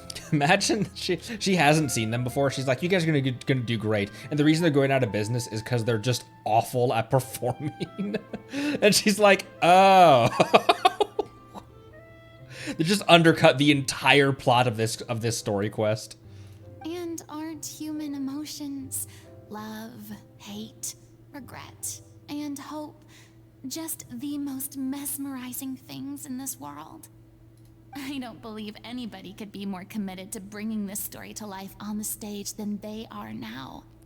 Thank you for the vote of confidence, Miss Fina. And thank you for supporting us through all this. Then, let's not delay things any longer. We need to discuss the details of the ending and get it nailed down once and for all. Actually, before that, I'd like to make a proposal. During the curtain call, please allow me to use the director's name instead of my own. Huh? But then... After all, this role was originally meant to be played by the director. I'm just filling in for her. Besides, a role commemorating her life should be associated with her name.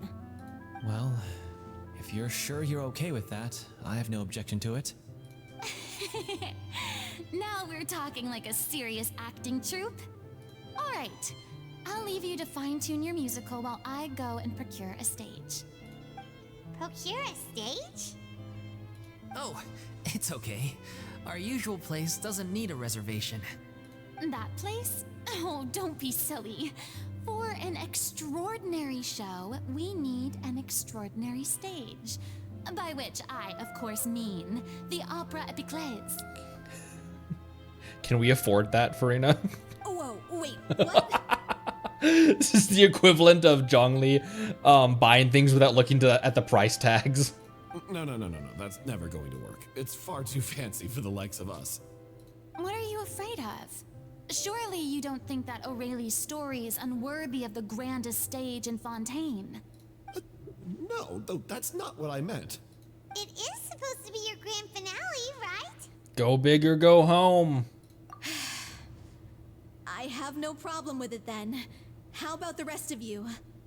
Oh, that's true. Navia did say that he'd make sure that she was taken care of.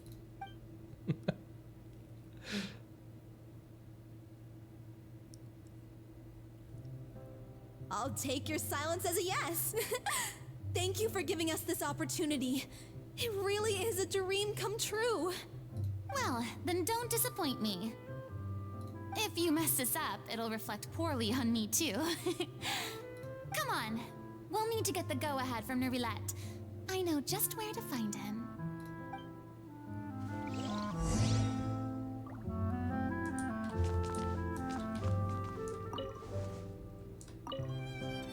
First Miss Fina, now the opera Epiclese? If only the director was still with us. Hey, come on. There's no point in dwelling on that now. Why's there a bed in We here? have a lot of work to do. Yeah, you're right. Now's not the time to get all melancholy. What's it called when you're sad in Inazuma?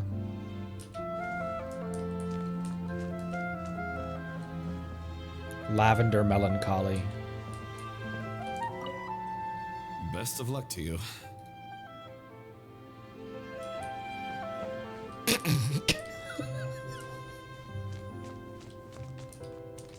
During the final scene, maybe we should stop the music just before Cleo takes the stage? Why is there a bed in here?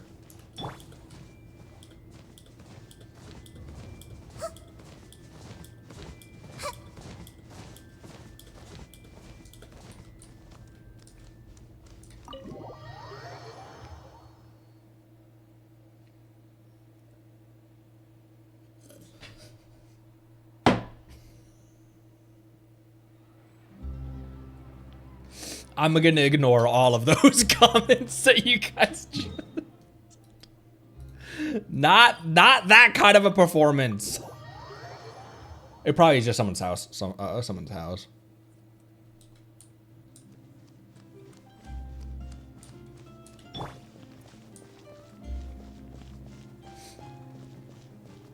Hey, look at that. Looks like I guessed right. You were just guessing?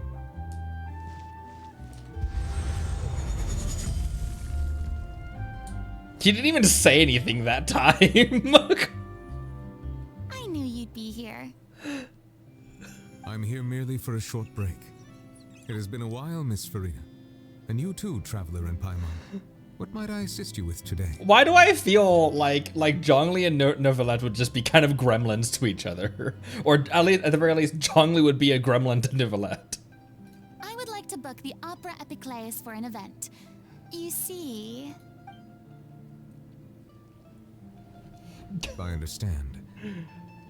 The process for booking the Opera Epiclese is complex and can be somewhat cumbersome. But given that the request is coming from the three of you, I see no reason to make things unduly difficult. The story of the Little Oceanid is most fascinating. I'm looking forward to seeing it performed on stage. Neuvillette's another one that he has got that voice of like, will you please read bedtime stories to me, sir? I will say, however, that I am surprised to see your passion for the performing arts rekindled after all that has happened. Huh? What do you mean?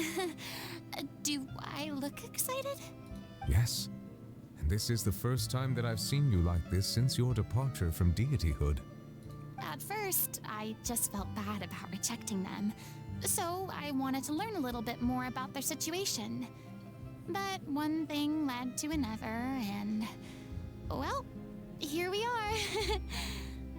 In the past, we sat in our high chairs in the court, giving our opinions on isolated cases, all while knowing very little about the human stories behind each and every one.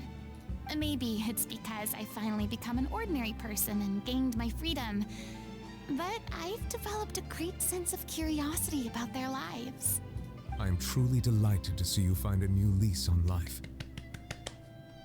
Now that you've regained some confidence, have you had any thoughts regarding a return to the stage? Why would you suddenly ask a question like that? Well, if the Little Oceanid turns out to be a great success, it will no doubt become a classic. Many theater companies are certain to add it to their repertoire. The experiences and decisions of the protagonist Cleo are all modeled after your own. Naturally, this makes you eminently suited to playing the leading role. It would truly be a shame if you did not take this opportunity to allow audiences to enjoy your outstanding acting talents once more. Haven't I already made myself clear? I won't act or perform in any role ever again. No exceptions. Nor do I think it is any great shame. There is no lack of fine actors or inspirational stories, either on or off the stage. This experience is a case in point. I feel like I've learned a lot, and it has already been well worth the price of admission. I must admit, though, I'm a little envious. They're quite fortunate to be able to bid farewell to their past in such a magnificent manner. I see. Well, I'm glad to learn that you have found a role to play that you enjoy, be it on the stage or not. I sincerely hope the show will serve as the grandest of finales. I will have my staff book the date and mail the relevant paperwork to the troupe once the details are confirmed. Thanks, Neuvillette. You are very welcome.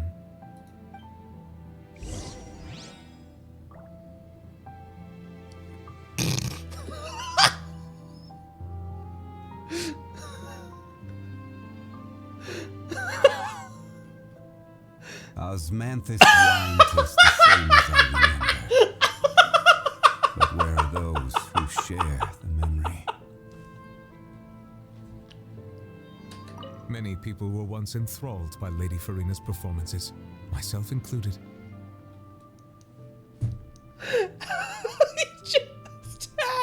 He just had to say that. I hope that one day she'll be Okay. able to understand that our appreciation was always sincere. I'm sorry, I didn't listen to you. I was too focused on this idiot. Many people were once enthralled by Lady Furina's performances, myself included. I hope that one day she'll be able to understand that our appreciation was always sincere. Indeed.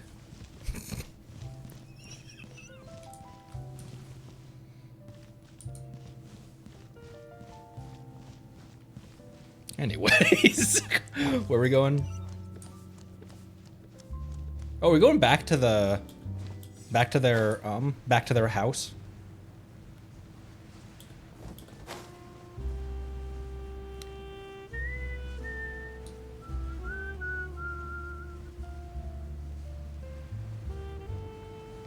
Osmanthus water. In this way shall water deliver your judgment. Pop.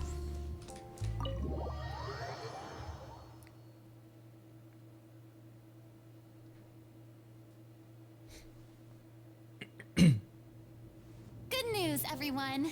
It's done. The opera Epiclese is booked. Thanks to my eloquent and impassioned speech, Monsieur Neuvillette was moved to provide us with a fitting stage for this special performance.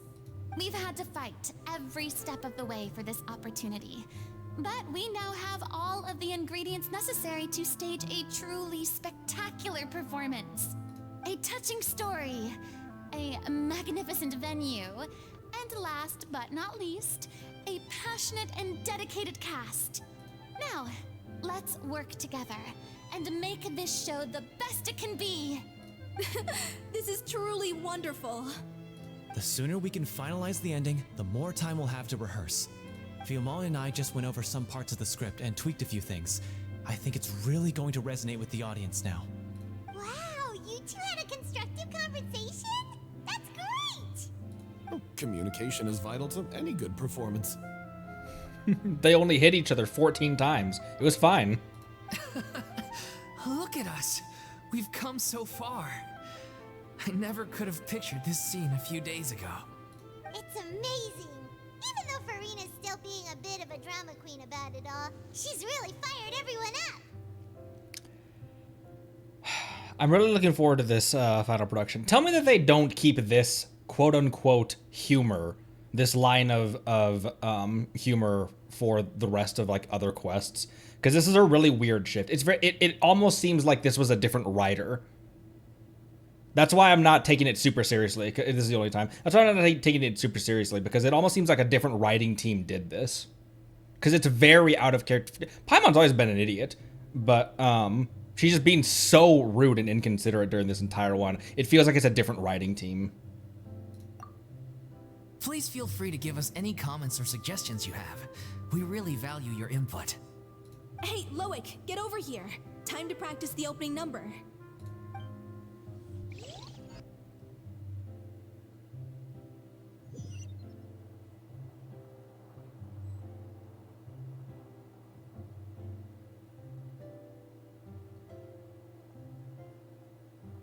She's like, I'm gonna serve you up with fish and dumplings. Cursed Cleo. She stole the waters of life from us. She's a fraud, and she must pay for her crimes. This has nothing to do with her.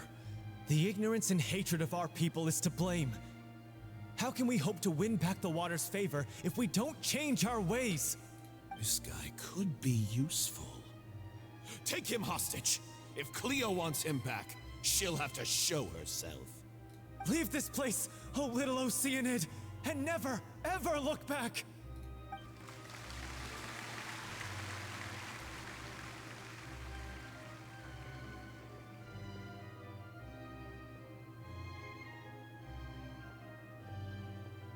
Everyone's really throwing themselves into their roles.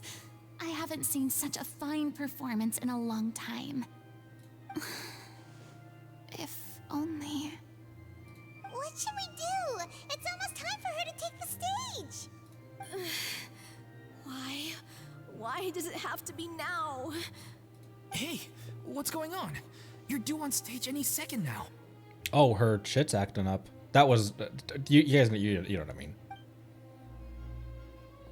Oh no, not again. But why? What about your new meds? Did they stop working? Every time this comes across, every time her illness comes across, I keep on thinking it's Elazar, forgetting that had been cured already. They've been getting less and less effective over time. I've had to keep increasing my dose. What? I thought they cure it. So they were only managing your symptoms?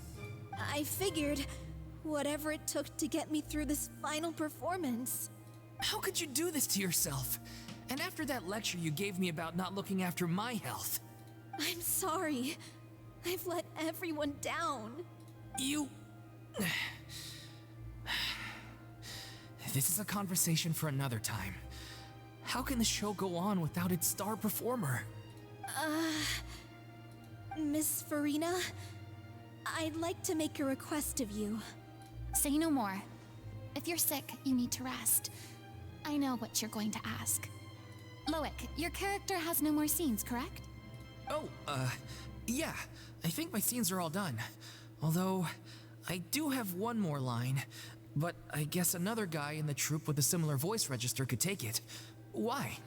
Put on the dress, Loic. Please take Delphi back to her place to rest. I'll sing the finale. Put on the dress, Loic. From the sublime to the ridiculous. After all that, everything's come full circle. Thank you, Miss Fina. I'm so sorry to put you in this position after everything you said. Never mind. What's done is done. It's really my own fault for getting in too deep. No one likes regrets, myself included. Leave it to me. I've watched you rehearse so many times that I've learned Cleo's part by heart. I do not doubt your acting skills, but please allow me to ask just one more question. After all, this show is dedicated to the life and legacy of our director. What, in your opinion, is the reason Cleo shines so brightly? It's her pure heart. Despite all the pain and loneliness she had to endure, she never once stopped believing in the beauty in this world. Well said. I leave Director O'Reilly in your hands.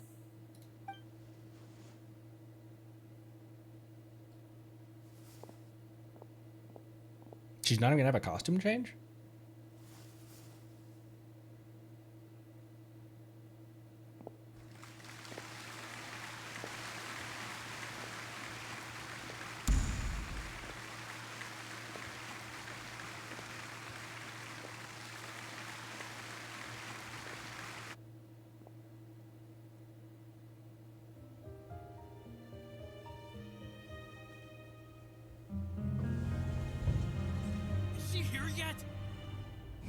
Get here!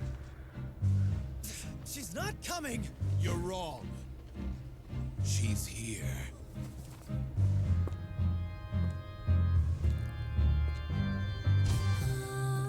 Si je pouvais vivre dans l'eau, le monde serait-il plus beau?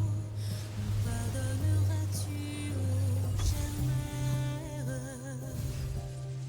L'eau dans son courant fait danser nos vies, et la cité est nourrie, ainsi que toi, mon doux amour. But what about your wish? My wish.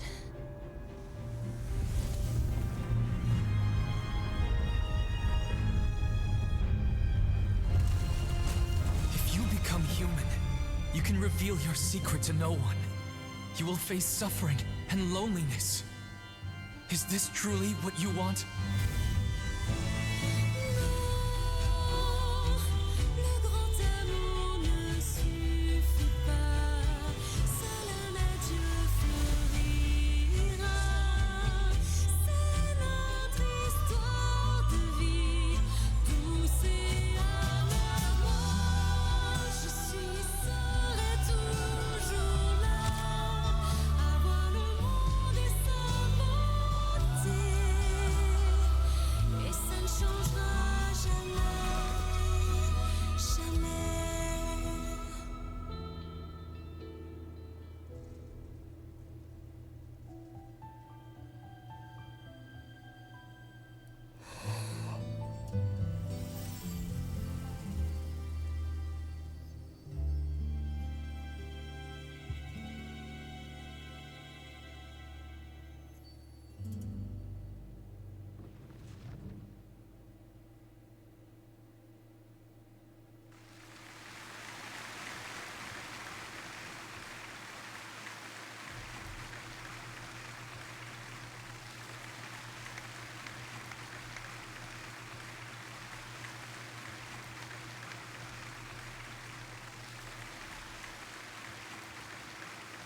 Is it just me?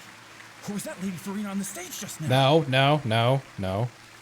She hasn't been seen for a while now, and she just appears out of nowhere? Gotta say, though, her acting skills are as superb as ever. The Little Oceanid, Cleo, played by Aurélie Fumont. That's not her name. What's going on? I don't know. Maybe it's just a doppelganger. I've spent a lot of time out of the spotlight, and they didn't use my name during the curtain call either. Hopefully, not too many people recognized me. It's too bad that I had to break the one clear rule I'd managed to make for myself, even if I had no choice. Still, I have to admit that, despite everything, it felt good to be back on the stage again. Finally, we would like to give a special thanks to our artistic consultant and event coordinator, Miss Fina. Welp. Hey, that's not what we agreed on. Oh, so it was Fina after all. She's back. Honestly, what is he doing? He should have run that by me first. All right, calm down, don't be mad. This was a group decision. We just didn't want your contributions to go unacknowledged.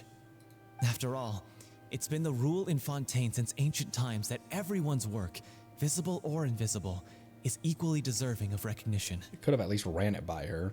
Yes, I know the rule, but it should still be applied on a case-by-case basis. I wasn't ready for this yet. It's no big deal. What's the worst that could happen? At most, it would trigger some horrible trauma from the 500 years of you playing a role that you didn't want to play. Oh, yeah? Well, since you think it's so easy, you can sign them for me. This is a great chat and all, but can we talk about that crazy thing that happened during the show? It nearly gave Paimon a heart attack. Yeah, second person we've ever seen receive their vision on screen. First being Wanderer. Paimon flew over to where she was supposed to be and was about to drop the prop vision, and then suddenly, a real one popped out of thin air! Oh, that. I've got no idea what happened there either. But hey, it worked pretty well, didn't it? It's interesting because the Archons don't award Jesus. The Archons don't bestow visions. Celestia does. I'm so curious as if is Celestia not pissed that the Fontanians didn't die? I'll bet the audience has never seen such a realistic prop. Oh, since Nivelle has authority over Hydro, he controls it. Oh!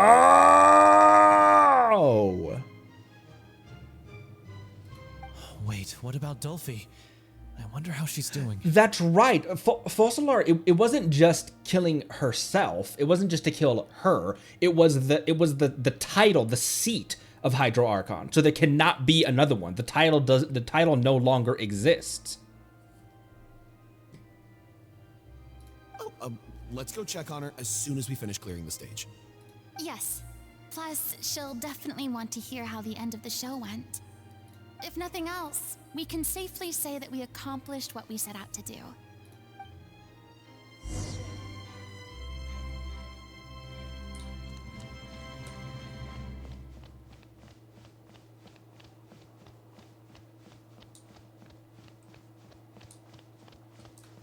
Sharing my knowledge.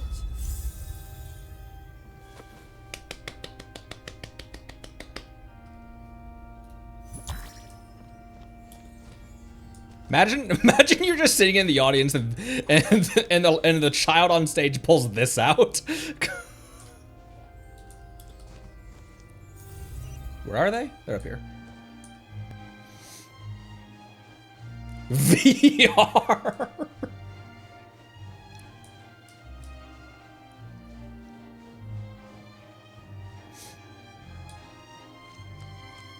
It doesn't seem like it's confirmed that it was Nicolette either, though. Whose kid is this?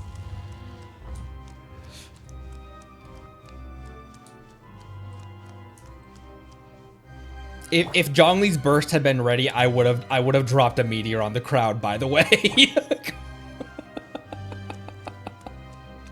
I'm just gonna throw that one out there. Yeah, it has claws on it, I guess. Yeah, so it is different. A lot of hints. So nothing confirmed, but a lot of hints, which in some cases is as good as a confirmation. There's some things that are implicit that Genshin won't say, the game won't say outright.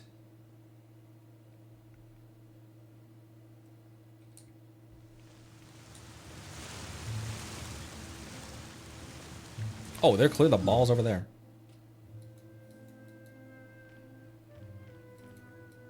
Oh, they're back in the place. They're back on the ship.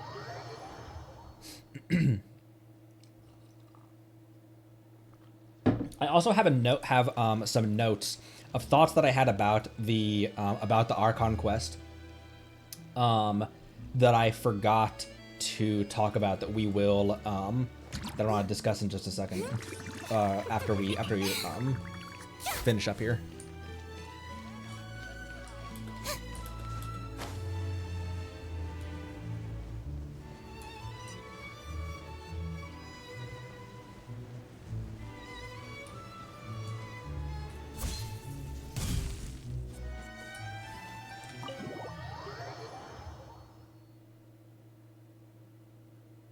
Hang on, I need to put that, okay, put that back on top of that window. There we go.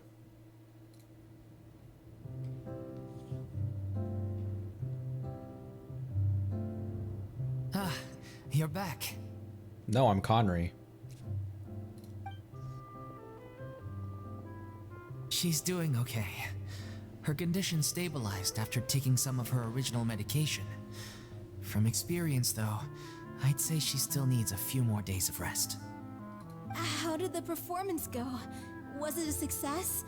Did the audience like it? You'll be glad to know it was fantastic! Also, you're not gonna believe what happened while Fina was on the stage. You'll probably be able to read all about it in the Steambird first thing tomorrow morning. Yeah, Charlotte in the press box, just furiously, it's like, click, click, click, click, click, click, click, just furiously taking every picture she, running up all of her film in 3 seconds. That's wonderful. I'm so sorry I failed to see it through to the end. I guess I was wrong to try and tough it out to begin with. No, don't worry about it. Like they told me after announcing my name during the curtain call, everyone's work deserves recognition. Even though you couldn't see it through to the final scene, the audience was very impressed by your performance. It's safe to say that you made your mark on this memorial show. Well, one way or another, we did it. I've had bad luck ever since I was born, so I never expect things to go smoothly in life. I'm just happy to know that we went out on a high note. That's all that matters. Blaming your bad luck again, are we? Maybe if you didn't push yourself past your limits so much, your illness wouldn't be flaring up all the time. Maybe if you got rid of that yee-ass, Cloud Strife-ass haircut, then you... Oh, don't you start. I don't have the energy to argue with you right now. Aw, you two clearly care a lot about each other. I don't know what you're talking about. You mean we never stop arguing with each other?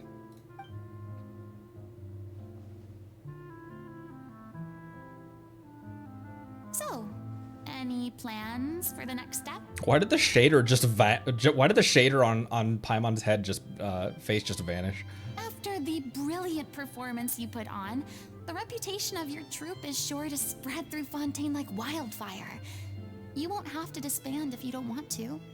You could capitalize on the rave reviews and license out the Little Oceanid to the bigger theater troupes out there. That would do wonders for your financial situation. They probably want to retire it on a high note in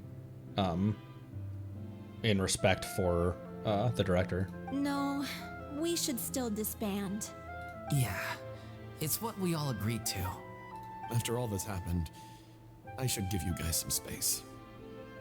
But maybe our paths will cross again one day. Hey, don't just walk off! I still want to keep performing, so I might join another troupe. After watching Miss Furina's performance, I think I'm starting to understand our director's infatuation with musicals. You should do it. It suits you. I'd originally hoped to keep performing too, but I don't know if my health will allow me to. Oh, so now you finally got your priorities in order. I guess I'll hold off until you've properly recovered as well. What about you, Miss Furina? Any future plans? Well, frankly, I think a return to obscurity is no longer an option for me. I'm sure a slew of consultancy requests will hound me wherever I go, until I finally acquiesce. You rather sealed my fate there with your special thanks at the end of the show. Sorry. No, you're not. It's quite all right. No need to apologize. What I meant to say is that this whole experience has shown me that perhaps I'm not as averse to a return to the stage as I'd previously imagined. Maybe Nervilette was right. Maybe Cleo is the right role for me. I still don't wish to pretend to be someone else, but I do have a desire to express myself. So, maybe the show will go on for me after all. Just do whatever feels right for you. Yeah. There was once a time when I was an actress in a masquerade, seeking only to hide the truth. But from now on, I want to spend my time learning real stories about real people and how they touch the lives of others around them. I want to watch them blossom and wither, see them refined on the page, retold on the stage, and remembered long into the future. I'm sure this is what captivated director O'Reilly as well. Sounds like you're ready to stop running from your true calling. The more you get out into the world, the more you'll discover what a fascinating place it is. Next time, I'll invite you to join me in my teapot where you already are, hanging out with little Miss Nahida. Then it's a deal. If a vision is a gift from the gods, then I should do my best to honor it.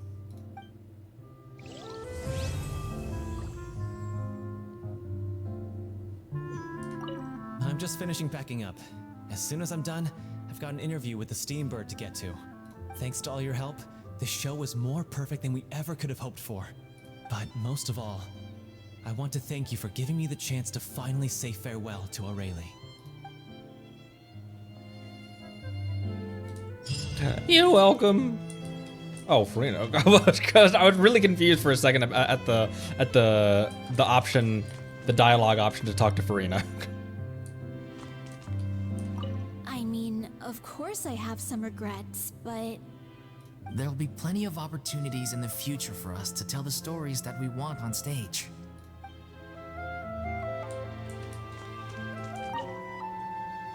Now that the buzz is worn off, I feel ready to pass out. He was drunk the whole time. It's the only way he got through that. Thank you so much. I feel like I've rekindled the passion I had when I first joined the troupe. It might turn out to be too little, too late for me. But still, this has been the experience of a lifetime.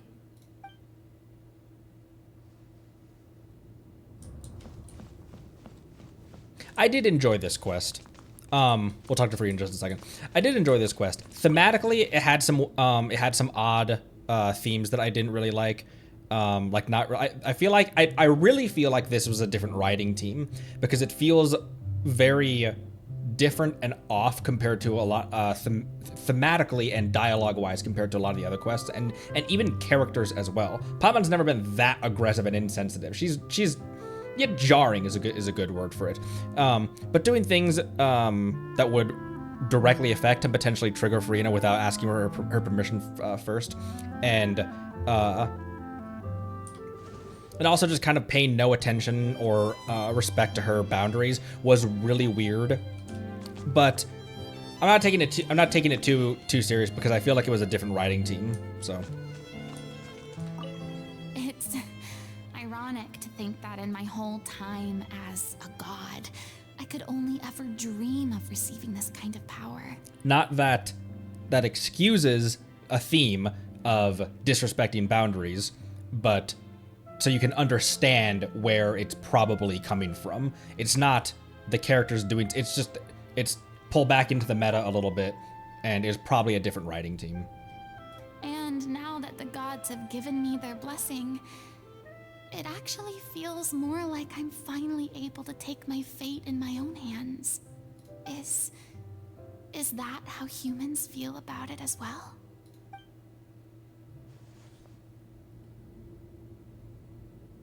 She doesn't have a second story quest, does she? She and Venti are the only Archons that don't.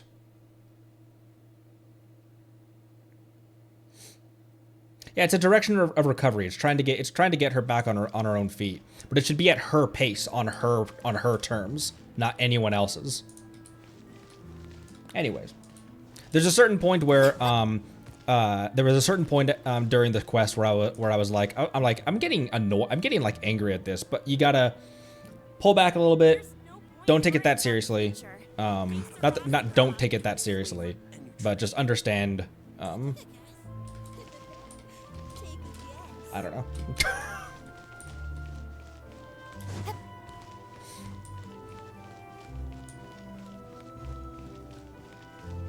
I also like how the curl on her hair bounces.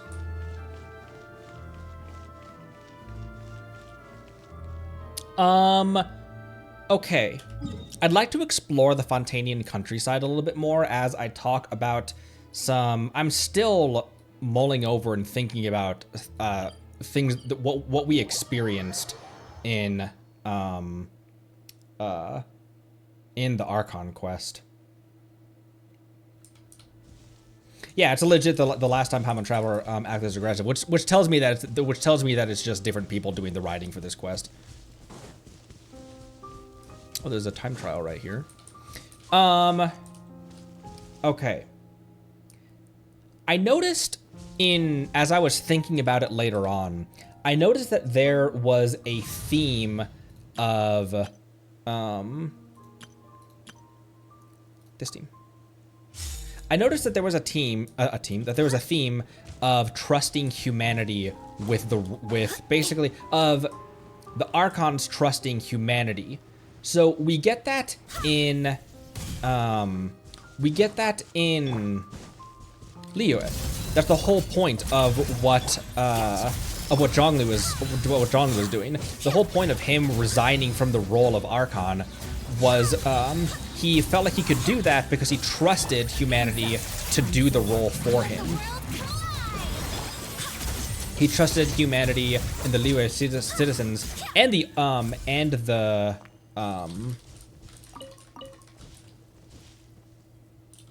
Adepti as well to take over the role of quote-unquote divinity, to take on his role as God, the things that he'd been doing for 3,700 years. And he trusted them to do that. In Inazuma, it was that the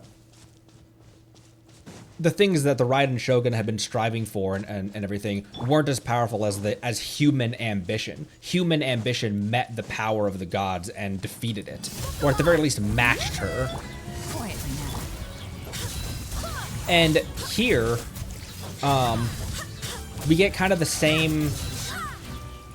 We get kind of the same vibe, not just Fina as a human having a will that surpasses the gods, but also Neuvillette trusting humans and declaring them innocent, declaring their slate wiped clean. You did nothing wrong. Why are you attacking why are you attacking the Numa block? Do you see all three of them just dogpiling on this Numa block?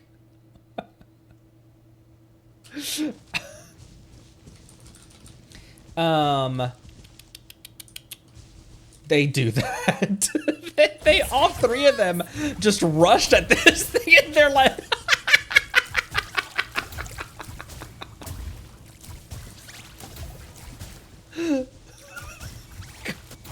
menaces. We talked during this stream about how there's no longer a Hydro Archon. There's the seat of Hydro Archon, the role, the throne of the Hydro Archon is gone, and so it's no more. Focalor destroyed that. And so now there's two countries that don't have an Archon. Obviously Zhongli's still alive, but for all intents and purposes, there's no more Geo Archon right now. And Venti mentions that Archon strength is derived by their people's trust and faith in them. And now that everyone thinks he's dead, that also is going to be another thing that weakens him down, in addition to erosion. So he's still there, he's still kicking, he's still alive, but compared to Zhongli Prime, he is much weaker than he once was. And now there's just no Hydro Archon, and there won't be another one either. Venti's absent, but at least everyone knows he's still alive. He just has quote unquote abandoned his country. I had a question about Farinas abdicated the role of Archon to Neuvillette, which basically just means that like the authority, almost more of like ceremoniously, that she's taking a step down, and so he is for all intents and purposes the ruler.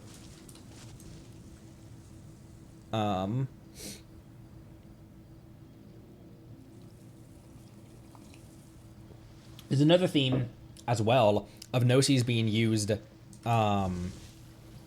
as bargaining chips, and this is the second time that we had one. That we had a Gnosis be lost because of a mutual agreement. With Zhongli, it was a contract with Signora, his contract to end all contracts, and with Neuvillette, he gave it freely in exchange for he said, what did he say? Kind of in exchange for the trial of child or something, but he gave it freely as basically part of kind of part of a contract. And then with Inazuma, Miko giving it over and Nahida giving it over, it wasn't necessarily a mutual agreement, but it was a bargaining chip. So it kind of was, it was a mutual agreement. But Venti's was the only one that was taken by force. And again, as we keep saying, was it taken by force? So it seems like there's a theme of the, it seems like there's a theme of the Gnosis not being as big of a deal as we really think they are. It's kind of what it feels like the vibe is. They're like, oh, you lost your Gnosis? How could that happen? But and everyone who's given the Gnosis up, Neuvillette, Zhongli, Miko, Nahida, they're like, it's not that big of a deal. Like, Miko said it was like your life was more important. Zhongli said that this is part of the contract, and that this is he's willing to give up his Gnosis. And Neuvillette said that it would be hazardous to Fontaine to keep it if it truly is the remains of a descender. Yeah, and that it's cursed, because Skirk said that she sensed the power of she sensed the curse of a god in him, and that the Gnosis is a curse.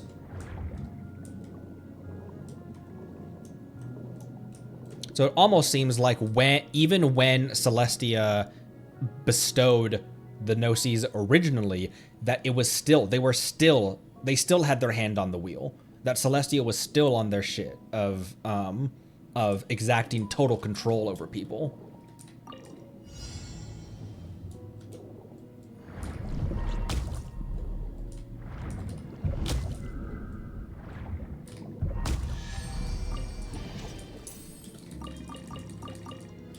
I'm so curious as to where Fontaine's headed with the Gnosis and with all that. What new is gonna happen in the next region regarding all of that.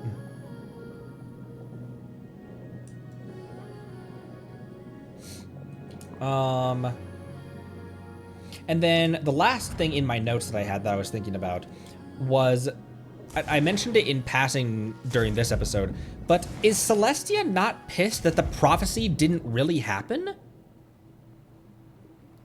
Because the whole point of it being divine retribution was that was to punish the Hydro Archon for giving life without permission, and also to punish the Fontanians for indirectly thieving, also for the same crime, thieving power from Celestia. But because Neuvillette declared them innocent, are they not pissed with Fontanians and with Neuvillette for basically not letting them have their vengeance? These are all questions that will probably be answered, but these are just things that popped into my brain. Churl? Churl? Oh, there was a churl on here.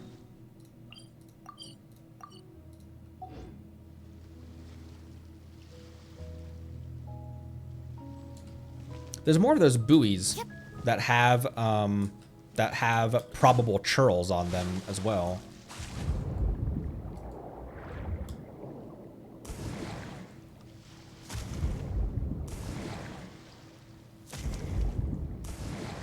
What's the peculiar thing about her dolphin?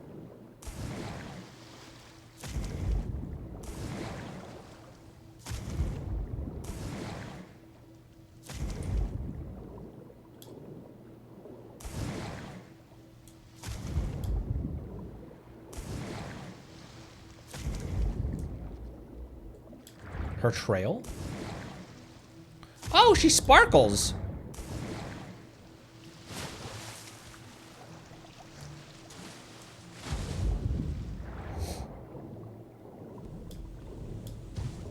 Hey, hey, hey, hey, hey! Yeah, yeah. Things are about to get dicey. Let's get it off!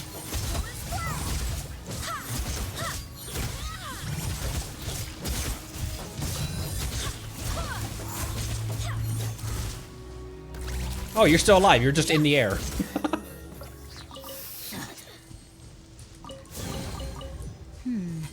Things are going a little too smoothly today. You don't have to be so... You don't have to be so pessimistic about that, Gene.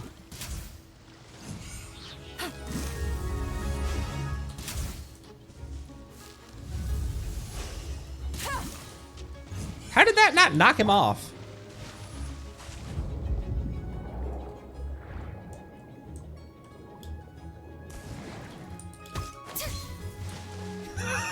Whoops.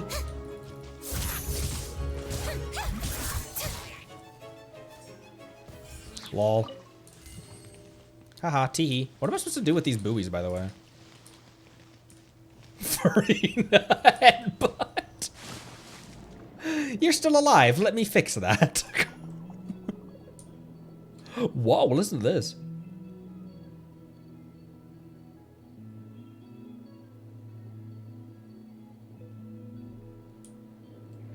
Eee.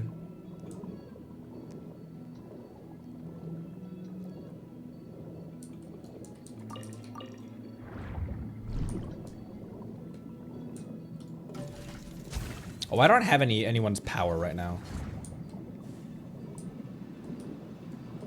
He's torpedoing. Look at the torpedoes. Bro, leave me alone. Aren't you leashed? How far away are you? There we go.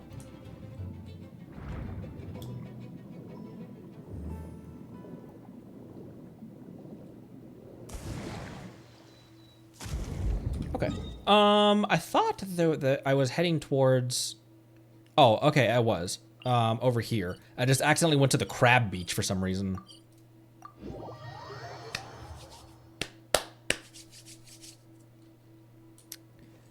I still need to find the rest of the things for the crabs. For the crab quest. The rest of those little mechs that I need to destroy.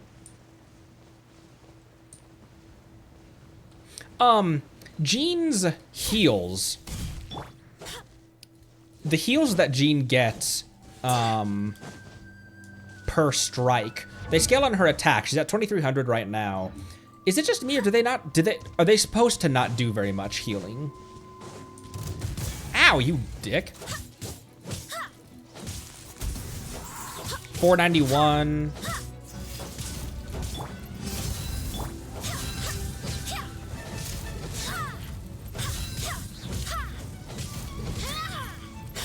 Like, how much was Fina getting there? Actually, well, never mind. Actually, they don't do much, but they do it somewhat regularly. It's never gonna be a keep alive heal like Shinobu's or anything like that. But that's a nice little bit of healing to throw across there.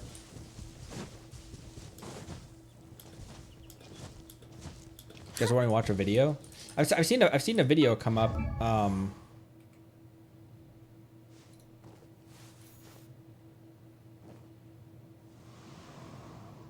Oh, this is a here. Let me throw that video into the React. We're gonna do another React stream sometime very soon.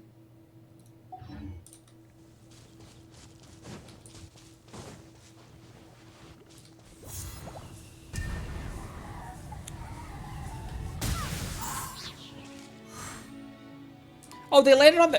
Did they not do any? Did they not take any damage because they landed on their shells?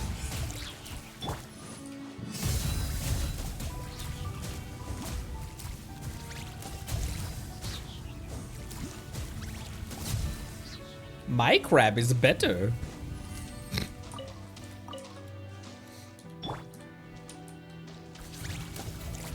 What are you attacking? Oh my gosh.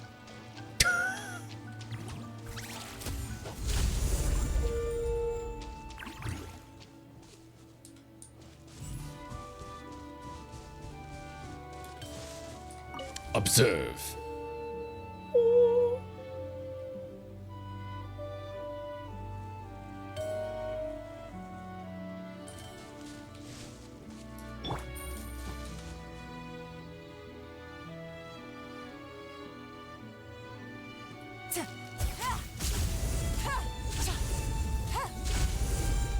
Oh wait, whoops.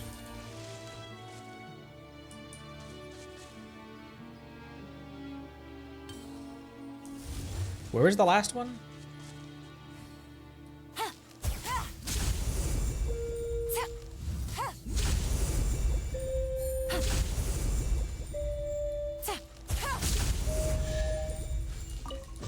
Teehee. Treasure. One way to draw your target out of hiding. Who needs these bells? Forget. I keep forgetting who needs what resources. Also, what am I lacking? Oh, I'm just lacking. I just need to fight the troupe again, and I can ascend.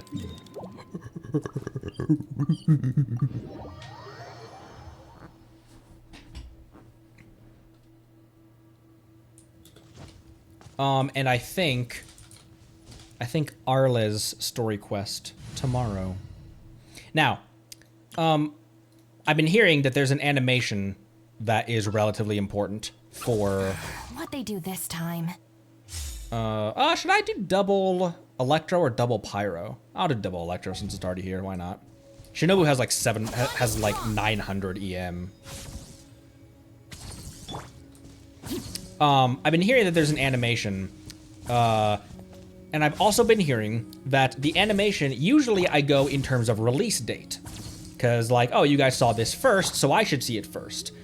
But okay, that's what you guys are kind of saying what I've been hearing as well. That we should watch the animation after the quest, which is weird. Why do you think they released it before the quest?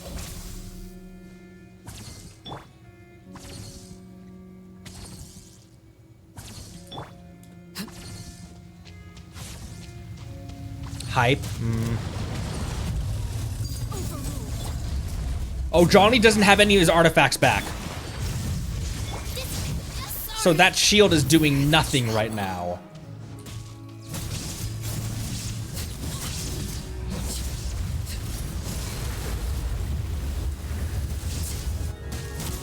Oh my gosh, I'm trying to hit the kid.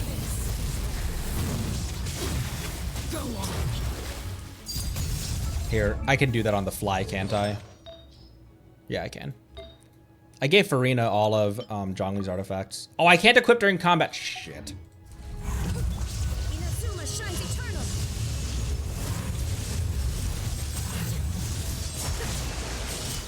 There is no escape.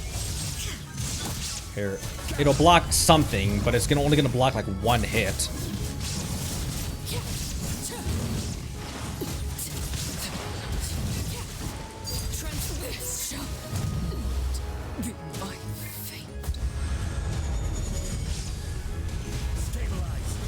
Okay, I want to res Arle, but I want to make sure that it's gonna res her and not Shinobu right now.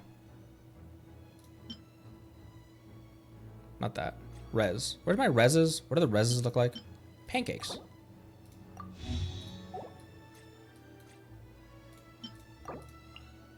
Oh, she can't be healed in combat right now.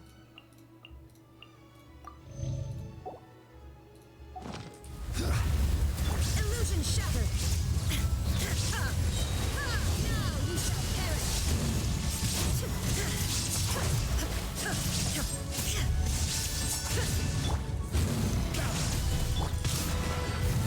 Oh, her skill's still on cooldown. Fuck, and I didn't. That was me not knowing how to press fucking buttons. There we go.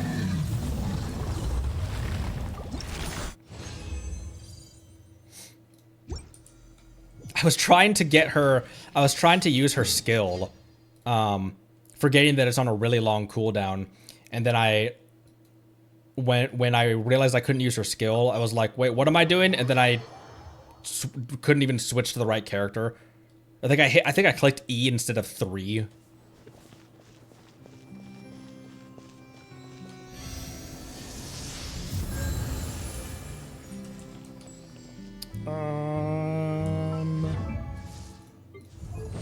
I need to fight it one more time.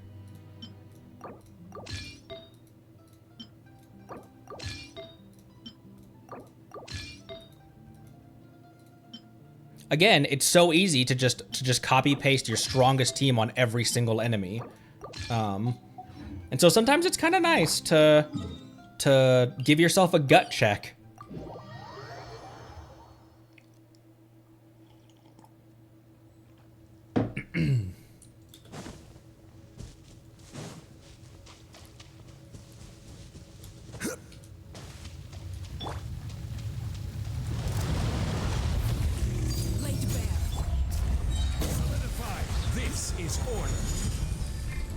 Illusion shattered.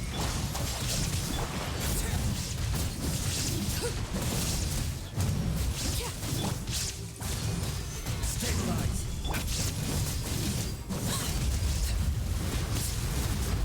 Transfixed. Torn to oblivion. Shine down.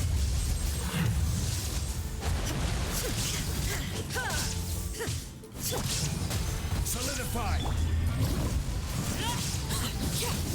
Our bond is strong. I'll settle this. Witness my I like trying to kill bosses with the burst. Oh wait, I didn't need another one of these. Not you. Oh, I didn't need another one of those. I guess I could still use my resin. Because I will need more in the future. Yeah, why not? Resin replenishes. It's only resin. Alright. What other Adventurers Guild did I have just then? Oh, Expedition. Excuse me. Ad Astra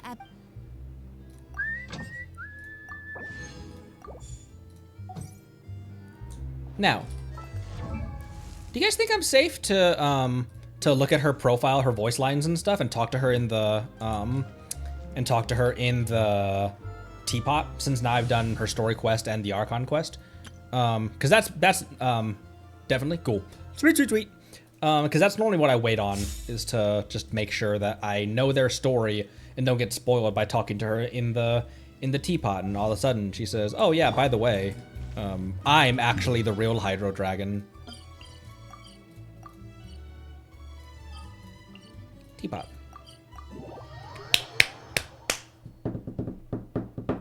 And then I think we probably end there. I've been going for about 3 hours. Ouch. I don't want to do Arla's lines yet because we still have her stuff to do, her story quest. I want to do her quest before I look at her lines and stuff.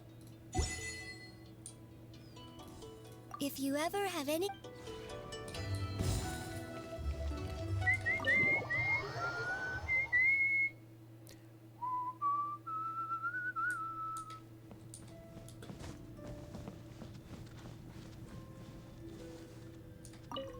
They say that people who have lost their sense of joy are like withered flowers. I, of course, must continue to blossom for as long as possible. So it falls to you to entertain me with a thrilling conversation. What about a thrilling tale of, for example, dragon slayers?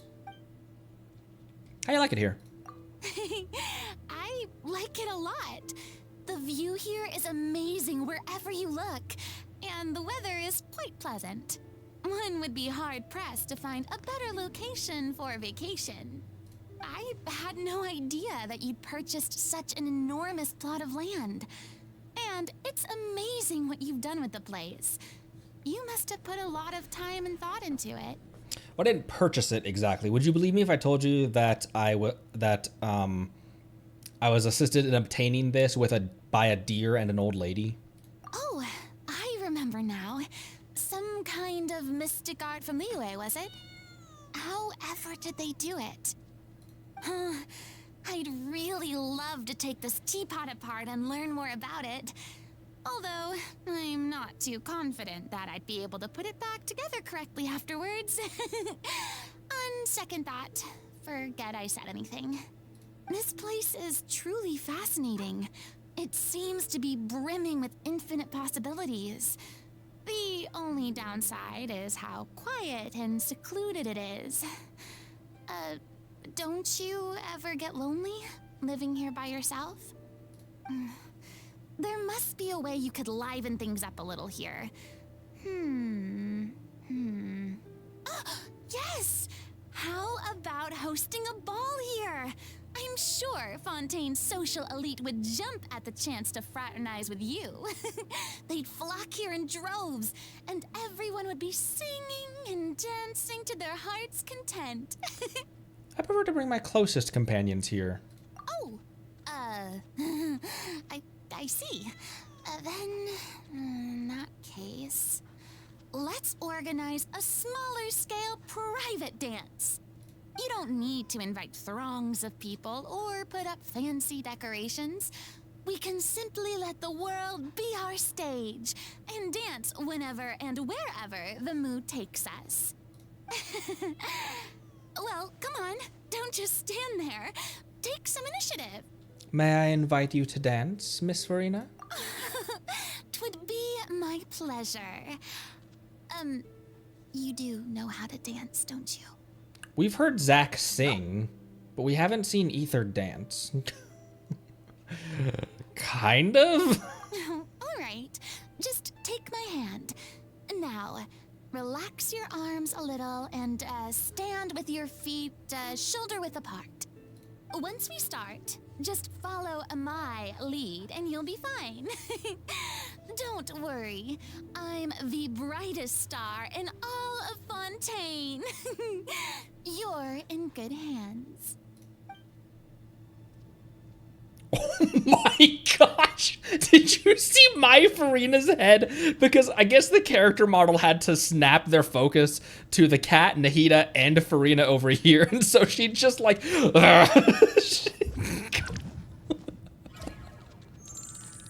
Also, what's with this cake wheel?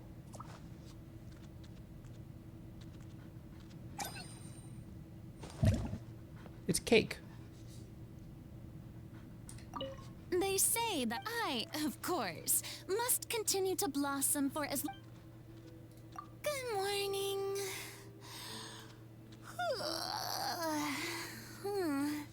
That came around quickly.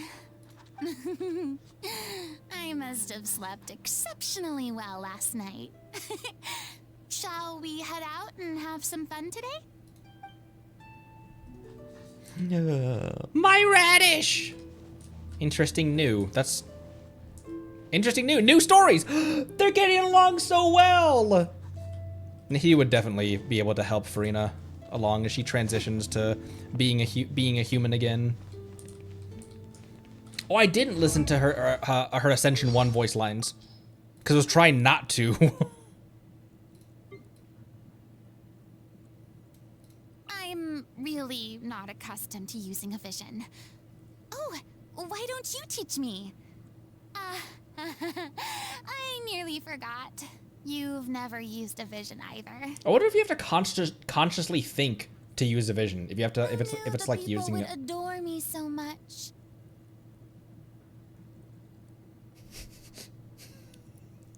I wonder if you have to consciously use a vision, or if it's just like kind of it just happens. The strength gained through my own hard work is truly fulfilling. Thanks for your support.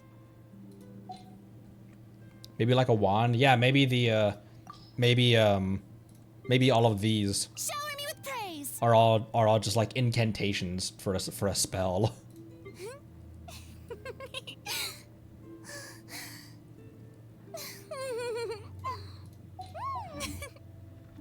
Oh, it's when she's holding up the pocket monster. I was like, what the hell is going on over here?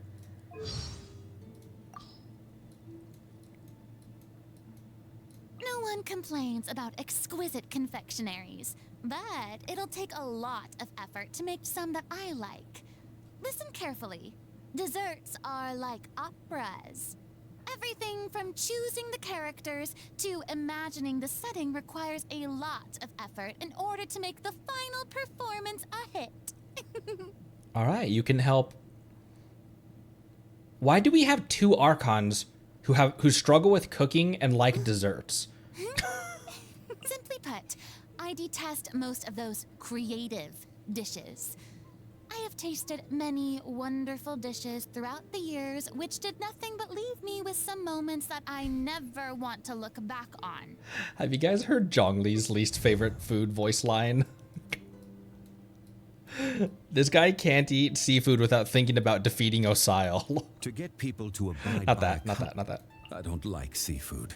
Just seeing it reminds me of that slimy texture and that scent that just won't wash off. As for why I hate it, it's a long story. So let's just say my memory is a little too good. Does A? Oh, she doesn't because she can't cook. I was about to say, does A have a special food? Isn't there anything else more interesting to do? Not even a little bit. Someone said when it rains. It's pouring out here. Oh wait, the water missing, are they? Yikes.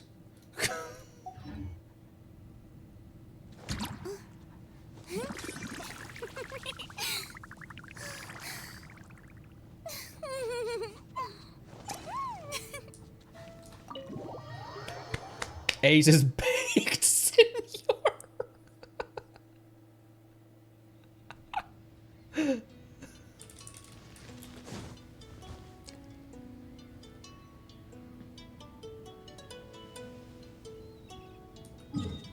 All right. Let's retire in Fontaine. Microwaved. Oh, speaking of items, it was something glow you guys wanted me to read the description of, and then also the what we got from the thing.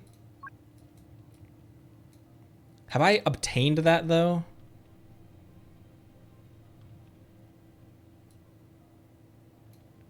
I haven't gotten one of these, so it's not going to be in my archive. Right? Or is it going to be in my archive? Because I haven't gotten even one of them.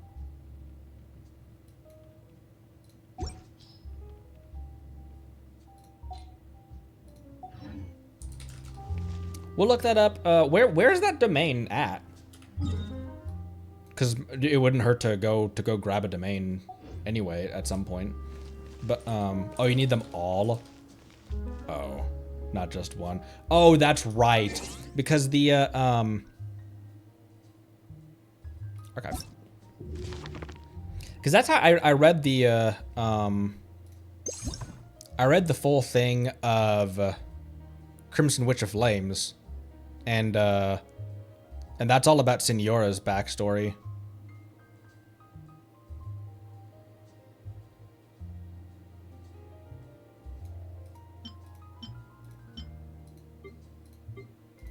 Because there's one description per piece. And this whole thing is just the tragedy of Signora's life.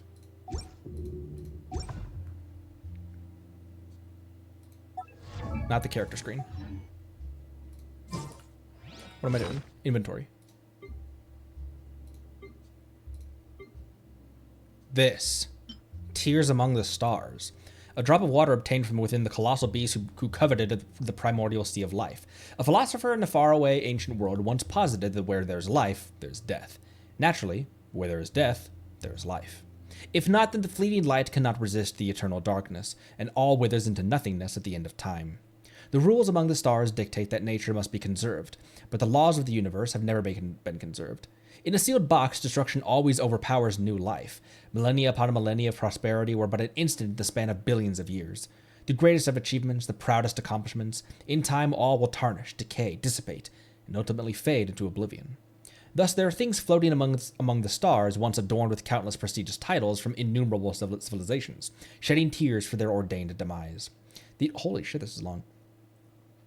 Their tears stream down out of desperation, out of hope, because all desperation and hope alike will be utterly extinguished along with the innumerable stars.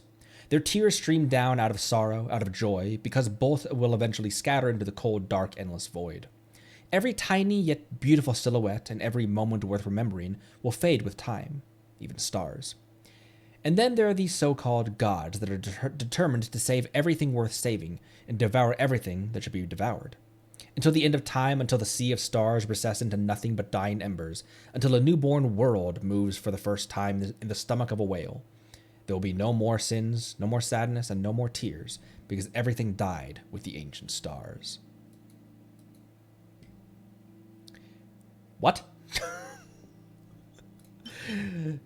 Having the... I wonder where we're going to go at the close of this game as well. I feel like we're going to have a Celestia or space arc. Because we get hints of something way bigger. That's what I mean by this game started out defending a castle from a dragon. And now we've gotten how far this game has come.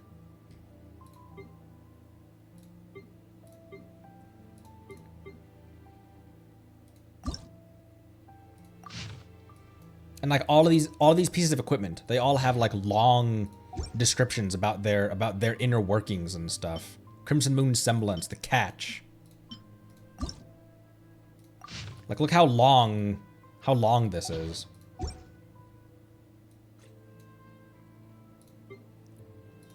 Lore.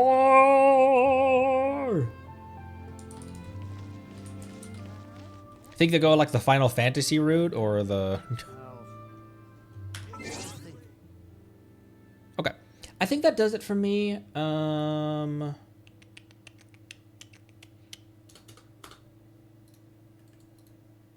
right. Boop. Believe that does it for me today. We will return. We will return tomorrow for Arlecchino's story quest. We'll be doing that. And then the animation after, we will be reunited. I'm also excited to eventually start other games on this channel, like Subnautica Below Zero I plan on doing. Wuthering Waves, Zenless. I'll try Star Rail, but turn-based is really not my vibe. The only turn-based I've ever liked has been Earthbound and Pokemon, the early Pokemons. That's it. But that's really the only turn-based. But I'm willing to give Star Rail a try. So that does it for me. Make sure you drink water, be kind, and what am I saying? Yeah, that's it. I have not tried Xenoblade. I think I bought Xenoblade when I first got when we first got our Switch. Xenoblade Chronicles, and I bought it and then never played it. I never played a Persona game either. I know the music from Persona, but all right, that does it for me. Take care, love you lots. Thanks again, and I'll see you next time. Bye bye.